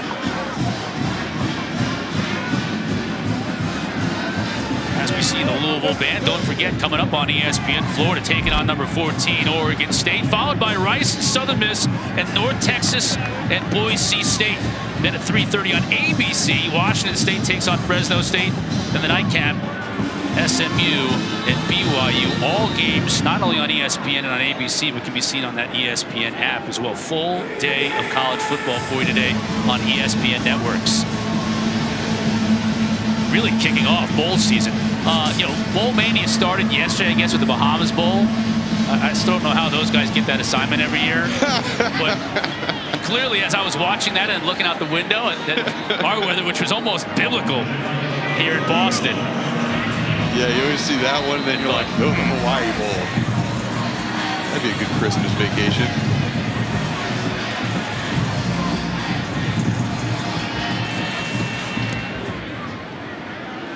Donley again. Let's see what he can do from the 4. I mean, he just hits it. Once again, an outstanding return from Donley. Gets it out to the 35. One of the big stories coming into this game were the coaching changes, Mark, that we've seen over the last couple of weeks. First, Luke Fickell leaves Cincinnati. I mean, Ohio through and through, right? Stays in the area in terms of going to Wisconsin in the Big Ten. That opened up the door for Scott Satterfield, who makes the move from Louisville up the road to Cincinnati. And then Louisville was able to bring in the hometown kid in the Ring of Fame, Jeff Brom from Purdue. Yeah, and that name, Jeff Brom, was thrown around even before that date, right? December 5th, December 7th, not a lot of time in between there. And, heard from the athletic director, hey, we're gonna vet everyone. Obviously a guy who played in the Big Ten championship games, a guy that they're gonna look at. They looked at him, they liked him, they brought him. Cam Wilson did a nice job defending on that play. Prater put a little air underneath it, trying to hook up with Will Pauling, and Wilson made the defensive play. And they're going to need to continue to do this, whether they're completions or not. You have to loosen up this Louisville defense some with some down the field balls. And, it's not Prater's natural thing. Hey, we don't want to throw it deep all the time, but you got to loosen it up to get this run game going. Quick pitch, right. That'll get it going to midfield and beyond in the Louisville territory. Watch 51, the German giant running around the outside, 6'9", 335-pound, fifth-year senior leading the way. Lawrence Metz, there he is, 6'9", 330. Great ping pong player, I understand. Yeah, what? This is claim to fame. Prater to throw. Now he pulls it down. Needs to make a defender miss, and he stiff arms Montgomery, but he loses his footing. He's able to pick up just a couple. Yeah, and, you talk about ping pong player. This guy, he's from Germany. He comes here, he's on a recruiting visit, and all he wants to talk, he sees a ping pong table in their facility, right? All he wants to talk about is how good he is at playing ping pong. The coaches appreciate it, but turns out to be a pretty darn good offensive guard as well, and pretty smart, and masters in business analytics already as well. That play's blowing up. That play had no chance. Thanks in large part to being defended beautifully by Rieger on the play.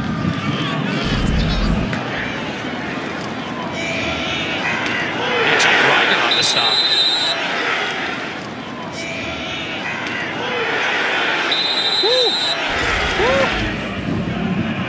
That was a nice hit.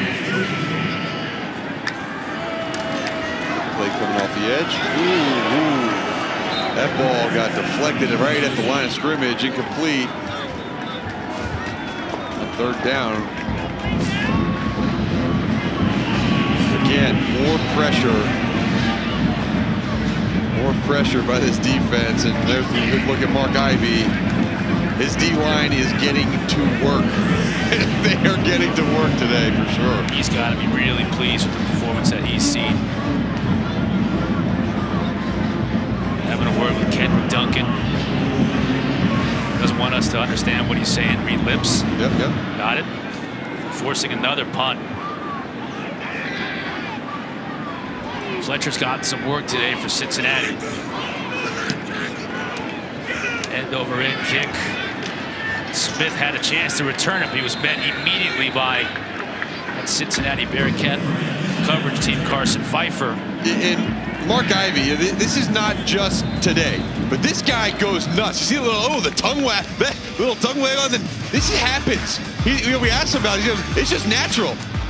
This doesn't happen naturally. He gets this going with his guys. He gets thrown around, and let me explain to you. These are not the same people, but they look so similar, and he has that same sort of mentality around him where he's going to do takedowns. He's going to be taken down in the game, and had the cut on the forehead. Yeah, it's not a football game without a little blood. That's awesome. You just, and I think I love when guys like that who the players respond to so well, get opportunity to call some plays, to be the DC, and you see the result, right? This defense is playing inspired. What's going on, Kels? Mark, I think that's my big takeaway too, is it's not just for show at the beginning of the game, and when he's jacked up like that, you see it throughout the entire game. He's been over here talking to his guys, maybe not getting quite as jacked up as he does pregame, but staying really engaged with him, and the guys feed off of his energy, and you see it in some of their leaders, some of the captains, guys like Momo Sanogo, also really active and involved on the sidelines. We asked him about, he talked about one game, I don't know, 7, 8 years ago where he did not do that. And his D-line played terrible. So, you know, it's one of those, it also gets to be like a little bit of that superstition. I got to make sure we do that every game. And their defense has responded. They played so well today, and their offensive line has as well, as you saw Maurice Turner. You're spinning out of trouble, picking up the first down, still on his feet. Hard run.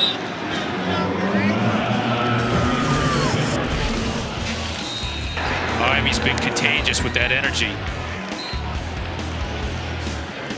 Like, it's very difficult not to think that Triple H shaved his head and put on a Louisville uniform. I mean, he got the veins in his neck popping, getting excited. And, you know, D-line's something different, right? You go to the D-line room, whether it's NFL or college, I mean, it's just a different type of guy in there. And all junkyard dogs. All of it. And, you know, just fierce mentality, and he's a coach that exemplifies that. Fun to watch them today. Look at that view from inside the monster. That's from the scoreboard. Great view for a baseball game. Terrible for this game. Yeah. Look at all you can see is the back of the benches. Yeah. Well, you need to be up top on the green monster for this one. Yeah. Well, I don't think that this is a seat that is, you know, a big seller for today. The guy in the seat's getting paid. Yeah. There you go. Super cool to walk back in there. I don't know if you guys made it down in pregame. I got to actually walk all through there and talk to some of the people that sit here and put up the different numbers, and to see it and to see all the signatures on the walls. It's a place where even if you're not inside the monster, if you're out here walking around, you feel the rich history, but to be in that little bunker in there is pretty cool. Yeah, great shot. You can see all the signatures from the people who've worked inside the scoreboard. And that cubby hole right there, you know, we talked about Carlton Fisk's home run. The most famous shot of that home run where he's waving it fair, that's from that vantage point right there. That's the camera shot. If it's fair, it's a home run, and it was, forcing Game 7 back in 1975. So that's a really cool shot. Yeah. Good work by our crew. By the way, our crew have been out here for the last few days in absolutely atrocious weather, setting everything up to bring you this game. So got a tip of the cap to our entire crew. They've done a fantastic job. Yeah, the history in this stadium is just, you know, it's so cool. And, you know, in fact, that scoreboard is still an actively used scoreboard. Obviously got the digital one there too, but really fun to be here. Yeah, you see some of the history here at Fenway as we wind down in this third quarter. It's been all cards. Bearcats got them out a comeback in the fourth. 24-7, Louisville on top here at the Wasabi Fenway Bowl.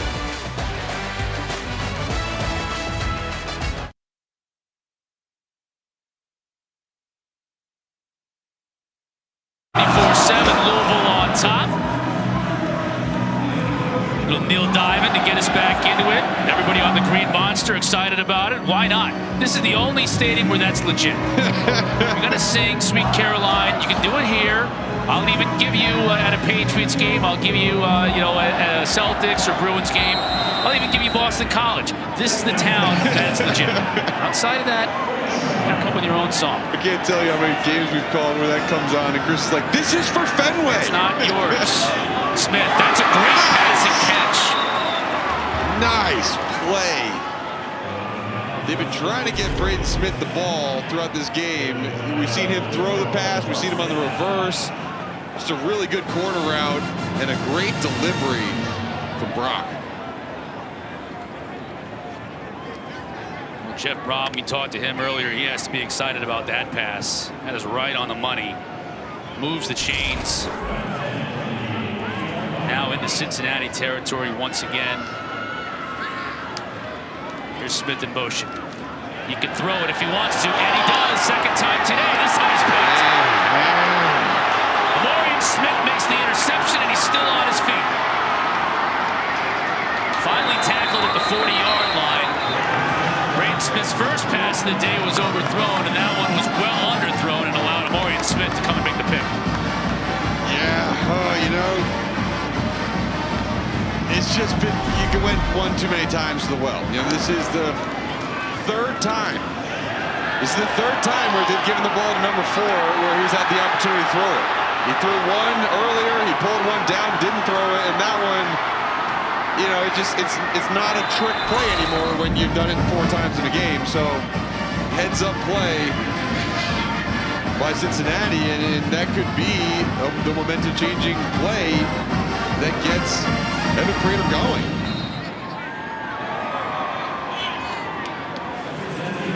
Cincinnati in that third quarter, just 40 yards of total offense on 13 plays. Trying to get something going on the ground, nothing doing. Yeah, no, that's not going to work. Ethan Wright dropped for a 1-yard loss. Yeah, and you know, you understand coming out of halftime, hey, we need to get the run game going. Right now, you need to abandon the run. I mean, you need to spread it out. Your quarterback can run on his own, so let's get some crossing routes. We understand we're going to get pressure brought to us. Let's get some quick, easy throws and let have some catch and run. You can see what they've done today, and that has certainly been hurt by 6 sacks. Overthrown, almost intercepted twice.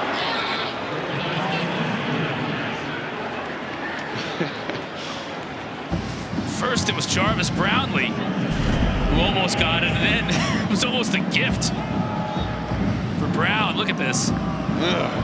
Big Thomas trying to get out there. Get on that.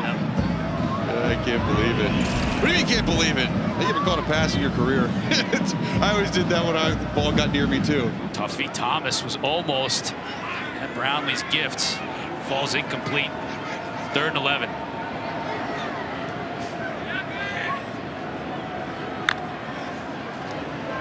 Cards come with 5. Overshot. See, and that's why I want to see more of the crossing routes, the shallow routes where you're throwing it out in front rather than throwing it at a receiver who's coming into the middle. Throw it to a receiver who's leaving the middle of the field towards the sideline. It just becomes safer because if you have some of these overthrows, these misses, they're not landing where defenders are. Good stop regardless by Louisville.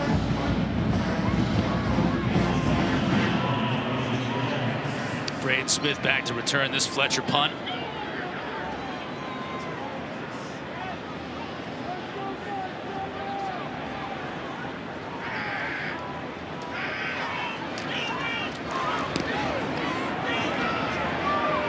Smith from his 15. Gets it back inside, brought down at the 20. There's the Wasabi Fenway Bowl trophy inside the Red Sox Hall of Fame. Champion going to be crowned in less than a quarter's time right here in Boston.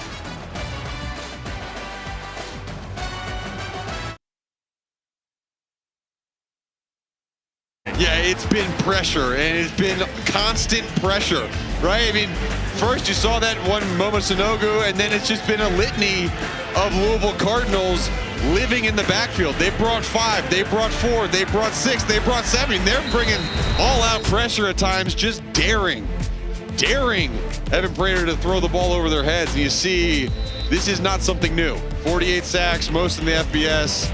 TFL sacks. They are a havoc-creating team.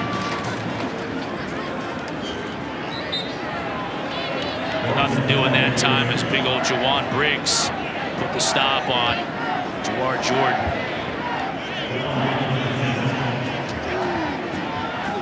Jawan Briggs has had a good career in his time. Started at UVA, and we got to call some of his games there. And you know, how about your starting nose guard and your backup nose guard are both first team all-conference players? That's pretty good. Another big run. Goodness. Inside of Cincinnati territory. forced out of bounds. Maurice Turner, both Jordan and Turner over 100 yards. I mean, it's the right side of the line of scrimmage. It's just it's a really good block. Michael Gonzalez, the right guard, does a good job of getting the defender out of the way and then outrunning Ivan Pace to the sideline. This right side of the offensive line for Louisville has been outstanding, and they have gotten tons of production from the running backs. Ball on the ground. On the ground now. Cincinnati picks up the fumble. Jabari Taylor fell on it. Wow. More words being exchanged. Coaches having to come out and separate players. Ruling that Turner was down. We might have to take a look at this one again. You know, it's interesting. One of the things that happens after a long run by running back, usually you want to get to the line of scrimmage and do something fast, but the issue is this is a tired running back now. You know, he just sprinted 50 yards. He is obviously down before the ball comes out, but that's always something as a coach you need to keep your eye on is, hey, he just sprinted. Now, is he going to have trouble holding on to the football? And that's a good warning shot for Deion Branch there.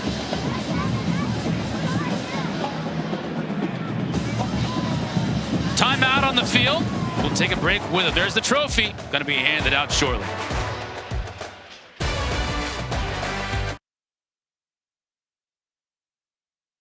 Hot Cloud Storage, built to store the world's data. And Amica, insurance that shows up for you.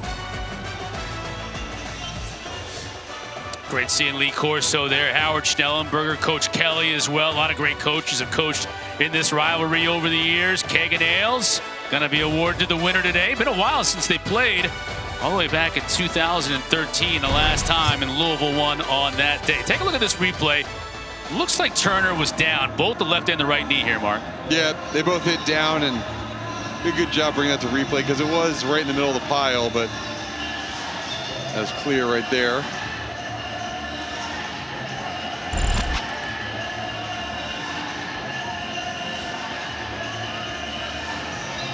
Maurice Turner there, huge run. I mean, you think Jawhar Jordan, man, 8 rushes, 113 yards. Maurice Turner comes around with 21 rushes for 134 yards. I mean, this, you're talking about the defense for Louisville, the offense, the running game has been dominant. Dominating. Turner again, bounces it outside. Nowhere to go. Knifing in to make the stop. It was Threets.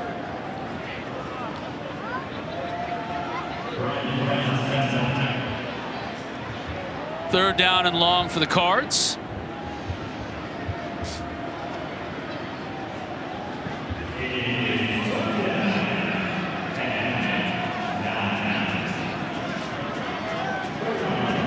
Let's see what Deion Branch, Josh Stepp, who's calling the plays today for Louisville, have in store here today.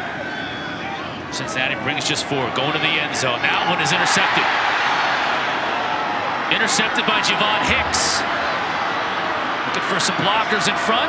Brought down at the 24. Flag down on the play back toward the line of scrimmage. And again, some conversation going on the field.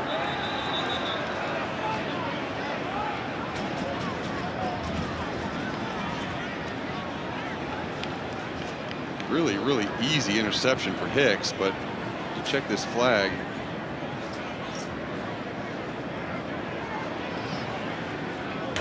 Holding offense number 70. The penalties decline. First down and 10. And this is, you know, this is just a single high. You see the single high safety, good depth initially, and it's just man-to-man across the board on all 4, and he does a good job. That's the only vertical route in the pass play. He leans that side and just an easy interception. Again, this high red zone defense for Cincinnati has been outstanding. Now they just got to get the ball down the field. Yeah, you see those 3 turnovers by Louisville on the day. Cincinnati's been able to make nothing out of it. Another chance, though. Nothing. Prater the give to right. Stuffed. Maybe a yard at best. And guys like Desmond Tell just clogging things up in the middle. And yeah, we haven't seen any bubble screens, any quick passes out to the wide receivers, no catch and run plays, and you just kind of feel like that's where it needs to go now.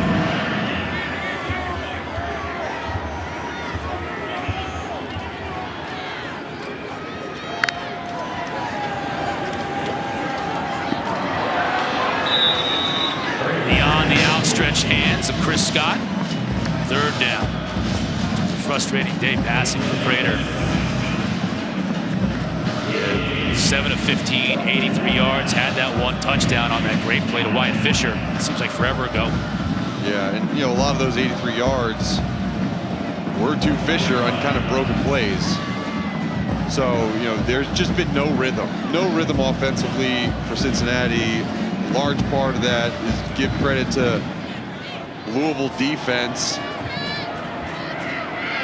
and their ability to stop the run. Cardinals bring 5. Prater in all kinds of trouble and gets sacked. Just got hammered by Yaya.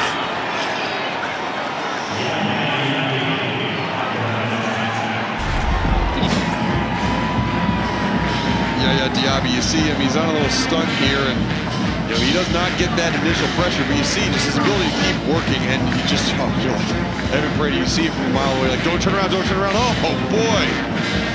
There he is, good clean tackle by Yaya Diaby. As soon as Diaby made that sack, Mark, I thought about the conversations I had with you as a defensive player. With your eyes, Diaby's eyes must have lit up because he saw that coming. Oh. He saw Prater turning toward him and thought, I'm going to get a clean shot. Yeah. Yeah, those thoughts defensively, when you know you're going to get that clean shot, you're like, oh, I'm going to break this dude in half. Right here, Diaby, boom! Takes his lunch. He eats it, because that boy hungry.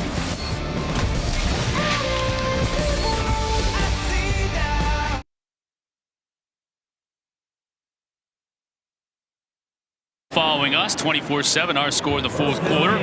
Louisville using a ferocious defensive front today, getting this lead over Cincinnati here in the 4th quarter. And again, Maurice Turner. This time, not a whole lot doing that time. Juwan Briggs on the stop, joined by Ivan Pace. For more on the Pace brothers, let's send it down to Kelsey. Pace has just been spectacular since he joined the Cincinnati team. He was playing at Miami of Ohio, and then his brother, who's also a linebacker, Deshaun Pace, said, why don't you come play here? So when he decided to transfer, it was here where he ended up. The guys have obviously been playing football together for a long time. And when I talked to Ivan, he said his dad is really his role model, guys, and his hero. Kind of cool story, because as we've talked a lot, as we see this defense just suffocate the offense again, as we talked a lot about Kerry Combs, the interim head coach, he actually coached the Pace brothers' father back in high school. So how cool is that full circle moment for these guys to play with him as the interim head coach? Yeah, both the Pace brothers went to Coleraine, and the father did as well. And Coach Combs, many years coaching that school, that high school here in Northwest Cincinnati. There's a good look at Deshaun. Convinced his brother, his older brother Ivan, to come to Cincinnati. It's worked out for both of them, and Ivan, first team All-American. And yeah, I think it's cool, right? You talk about a head coach and the experience of coaching a father, and then however many years later coaching both sons. I mean, that's just got to be a cool feeling, and obviously at different levels. And that's the thing, that realization that can make you feel old at times. But I'll tell you what, there's nothing old or nothing. He's got the fight and fire about him, Kerry Combs does, and it's apparent when you talk to him, his attitude. The players love playing for him. They were very happy that he got this, he was anointed this interim head coach role. Yeah, you saw there that, obviously a legendary high school coach in the Cincinnati area, but experience coaching at Ohio State and at the NFL level with the Titans. Yeah, he's been everywhere. He's done it all. Again, it's always a tough transition when you're that established high school legend, but he's done a great job with it. Wow, Smith with a good catch. Outstanding catch by Braden Smith. He's showing out today along with Jalen Carter at that wideout spot for the Cards. Braden Smith, the senior on this team, as he comes on the sideline. Do everything right. It's just a perfect pass, perfect catch.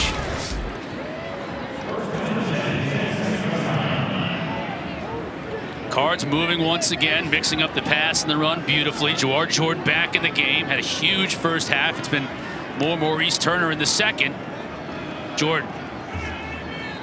Great look at that outside stretch play, that zone play that made so famous here with the Cardinals. Kelsey, what do you got? Well, we were talking about Mark Ivy earlier and how animated he is on the sidelines. I've seen a lot of this same stuff from Kerry Combs. He is so fired up. Was talking to his defense earlier after that interception, telling them to keep fighting, that we're still not done. When I talked to Evan Prater this week about the opportunity to play for him, he said he is just a ball of energy. He's something that totally attracts the whole team's attention. Yeah, still fighting. Still with the intensity here in the fourth quarter. Carter out of bounds. This time it's Chris Bell, the other big receiver. He and Carter are both kind of from the same mold at 6'2", 220. Difference is Bell's a true freshman, number 80. Got a player down. Like brothers helping each other out there. Yeah, Ivan Pace doing everything today. We'll take a quick break. 24-7, Louisville on top.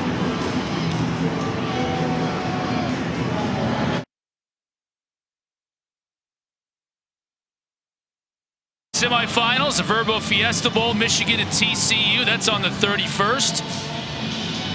And then I'm telling you, Atlanta is going to be lit up for this one. Ohio State, Georgia, Chick-fil-A Peach Bowl, New Year's Eve. You don't want to miss either one of those games, or any of the games we have later on today as well. And in Las Vegas, after our game, got Oregon State, Florida, full slate the rest of the day. Turner, this time bottled up. Pace involved in that play.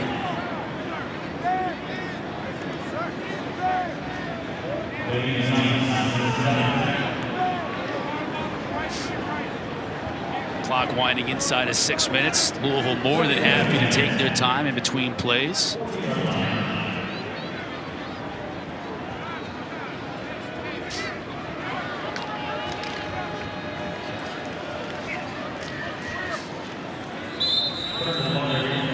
Turner dancing his way, Pace again, racking up the tackles, flag after the play. There's some talking going on, it looks like. Shermanator was involved, number 44. Look at that guy. That is a Shermanator. That's no doubt. The helmet all scratched up.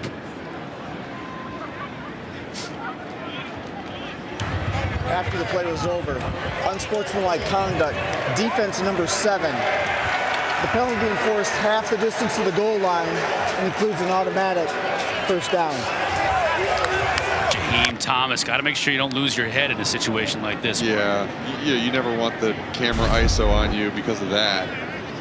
And you see number 7. Yep, that's what happens. You know, you can't shove someone in the back of the head. Nope. First and goal for the Cardinals. 10th play of this drive. Exactly what the doctor ordered for this Cardinal team with Deion Branch running that clock down. Whoa, ball. Ball on the ground. That's not exactly what the doctor ordered. No, and the ball just never got from Brock to Maurice. Cincinnati ball. Tell you what, it's a lopsided score, but this red zone defense for Cincinnati, it's been something spectacular. Ryan Mulaney with the second fumble recovery of the day. And you see there, it's that short, he tries to pull out and carry out that boot fake. But that angle, the running back, that's a set angle. So you got to make sure you get the ball to them. They've been good all day. Costly penalty. Not penalty, costly turnover. Yeah, 4 turnovers on the day for the Cardinals. That's been the lone blemish on what has really been an outstanding day all around. And without the turnovers in this red zone, this could be a much different lopsided score. Now, Cincinnati has done absolutely nothing offensively when they've gotten these turnovers. Miles Montgomery on the carry. Gets out to the 8. Fans check out the ESPN app for the Capital One post game immediately following the game. Trophy presentation, interviews with MVPs. Kelsey will handle the heavy lifting in the post game. Montgomery just battling. You think about how weird it is, right? Jeff Brom and Scott Satterfield, they're back in their respective cities, hosting recruits back at their home campus. It's just like, that's my team out there playing. Right. You know, over the years, you talk to coaches who have had to miss a game for whatever, their illness or something, where they're away from their team on game day. And it's just a very unnatural feeling for these guys. This has got to be one of those unnatural type days for them. Montgomery. Knocked down, couldn't quite fight off the tackle of Kendrick Duncan, and that's going to bring up 4th down. Yeah, coach is coach. Back to my studio days when you'd have a coach who just left the year before, and now he's doing television work. Man, it would just watching games all day long. You can tell they were just itching to coach. Like, coach, like, relax your hands. Like they're like gripping their hands together. Yelling at the television screen to do this or that. Their knuckles are white and they're in the studio. It's like, oh, come in, coach, it's okay. But it just, I think the exciting part about it, right, is both these teams are in pretty good positions, right? No coach left because, oh man, my team's terrible, or they got fired. There's a lot of upside and bright side Cincinnati in the future for both these teams, and they've got to be excited to get back and get under that tutelage of their new coaches.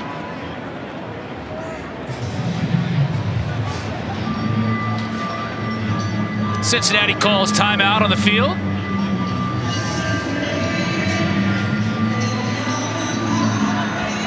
Mark Herzlich and Chris Cotter with you here at Fenway. Been a really fun day, unique experience to call a football game here, and it's been a great day for the Cardinals. That defense came to play, and the offense, despite the 4 turnovers, doing enough, especially in the running game, to get them the dub. Oh yeah, I mean, it's been cool to see some of these younger running backs. Again, we talk about Jawhar Jordan. He's had a lot of opportunities over the past couple of weeks. Or Maurice Turner has been phenomenal too. Yeah. They've been doing really good things. The offensive line has been put together really well. Mark Ivy, we mentioned him a bunch, but being this DC for today, it's just been more of the same in terms of dominant front 7 by this defense, just daring Cincinnati to put it over their heads. But Cincinnati's going to go for it on 4th down here. Not much to lose in this situation. Field position with full start. Full start. Offense, number 1. 5-yard penalty, 4th down. They'll lose 5 yards, and will this change their minds? It will. Bring Mason Fletcher back on to punt. Chris, how you doing, by the way? I'm up here in this like down parka jacket with the fur-lined hood and everything, and you're in a suit, just being an absolutely tough guy out here. Oh, yeah, I was a lot better in the first half. It's gotten a little gotten colder and windier. And that sun came out for 38 seconds. It literally did today, and then it peeked back behind the clouds, and we hadn't seen it since. Nice little tease. I don't need to ask Kelsey how she's doing. I know she's championing the sidelines. She's saying right now, how dare you even talk about being cold. Smith should just let this one bounce. He falls on it dangerously, and Louisville will take over there at the 46. Time now for a Capital One player of the game. We're going to make it players of the game, since this backfield was so dominant for Louisville. Both Maurice Turner and Jawhar Jordan over 100 yards each, and Jordan with the 2 big plays in the first half, the 2 touchdowns. Yeah, and it was Jawhar Jordan's first half and Maurice Turner's second half. Maurice Turner finished, look at those numbers from Maurice Turner, finishing this game up right. But the running game, and obviously running backs can't do it without the offensive line. They're obviously been playing really well, but on the season, Maurice Turner had 154 yards. He has 143 yards in this game alone. Obviously a breakout game for him. Phenomenal start as a true freshman for this Cardinals team. Think about this Louisville backfield room too at the start of the year. It was deep. Turner. There he goes again. Yep. 10. Down after a gain of about 10. Pace finally brought him down and lifts him up out of a show of respect. But think about it, they had really 4 top-notch running backs with Mitchell and Jordan and Turner and Cooley, and now they're down to 2. I mean, we had 2 for this game for Louisville, and they've both shown out great. I mean, they've been shown. Anytime you get left with scraps and your scraps are better than the real meal, it's not a bad thing, right? You know, just sometimes the leftovers at Thanksgiving taste even a little bit better. These guys are not going to be leftovers anymore. They're going to be a huge part of this next game, and with that run, he has surpassed his season total in 1 game. That's great. Credit also to Trevor Reed, Michael Gonzalez, Caleb Chandler, the center Brian Hudson, Adonis Boone, Renato Brown. That offensive line has been phenomenal today. Yeah, and all season. You know, those 6-7 guys have been in there all year long, and a big part of the reason why they had that big streak, that 5-game win streak, middle of the season. Grant Goodman getting the ball carry.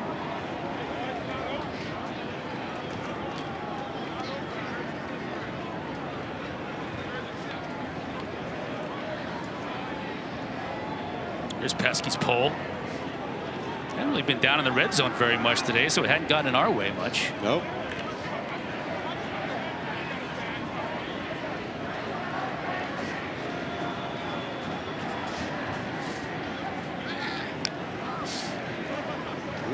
Cardinals continuing just to grind this one out on the ground.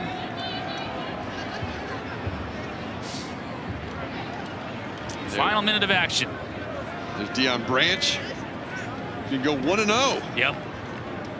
He'll be back next year as Director of Player Development. You can see what he means to the players there. And you know what's funny? We talked to him. Oh, there you go. Hey, get an ice bath on a freezing cold day. Yeah, I'm definitely not the coldest one in this stadium anymore. No.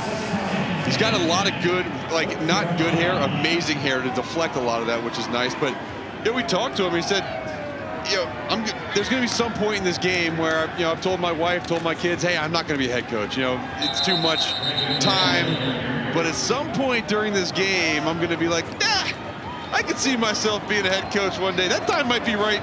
Maybe not now, but maybe 30 seconds ago before he had cold water poured on him. You can see still coaching right to the end. Won't have to take another snap. There you go. There's the athletic director with the keg of nails. Hands it off to Jarvis Brownlee, and he'll bring it over to his team. Oh, man. 3rd straight win in this rivalry for Louisville. They retain the keg of nails. Coach Combs and Branch meeting to shake hands. There's the keg. First the keg of nails, and then the championship trophy for the Wasabi Fenway Bowl. Kelsey's down on the field with the winning coach. Well, as if it wasn't already cold enough, you just got an ice bath that I know means a lot to you. To get this win in this place with these guys, can you describe the feeling? Oh, it's everything. I mean, I think just overall with all the things that have transpired the past 2 weeks, Coach Satterfield taking a new job, and these young men are kind of in and out, feeling different emotions and not knowing whether they want to go to transfer portal or not. I'm super happy, super excited, not only for the players, but also all of my assistant coaches who hung around and stuck it out with these guys, with myself, and allowed and helped me steer these guys in the right direction. You talked this week about the way the coaching staff had stepped up, but also these players who, throughout the year, many of them hadn't gotten many opportunities, and we saw a lot of them shine tonight. What was that like? It was everything. I mean, we knew it going into the game. It was the battle of the assistant coaches, and it was a battle of the backups. And it was just all about, and I told the guys, the team that's going to win the game is going to be you guys, mainly in particular because our team is better. You know what I'm saying? And I know that I feel it deep down inside. These guys work very hard each and every day, and they came out and showed it today. You played in the Keg of Nails rivalry. You won the Keg of Nails rivalry before. Now you've done it as an interim head coach. Yeah. What does that mean when you can see those guys hoist it up? It's everything. I think this is a rich, traditional rivalry game that we need to bring back. And it's needed, and here it is, this proof in the pudding right now to see the excitement from these guys. Took a little while going into the game, but we got it going. I see the way that you're looking at them right now, wanting to get over there, Coach. Go enjoy celebrating with your team. Thanks so much. Thank you. Thank you, Coach. Thank you, Kelsey. 24/7. our final. Kegan Ale stays in Louisville, and a great job by Coach Branch today in getting this team ready over the last couple of weeks from an interim basis. Yeah, no, it's been great. It's been a great effort by both teams, by both coaching staffs. You know, by Combs getting his guys ready for this game, by Deion Branch getting his guys ready for this game. And you know, what a meaningful bowl game. How often do you get a bowl game that also is a rivalry game? Just a fantastic day. Don't forget about the post-game show presented by Capital One. That's coming up on the ESPN app. Once again, our final score, 24-7. Louisville with the win. Let's send it to the studio. Matt Berry and crew, take it over, guys. Chris Cotter, thank you so much. SRS Distribution Las Vegas.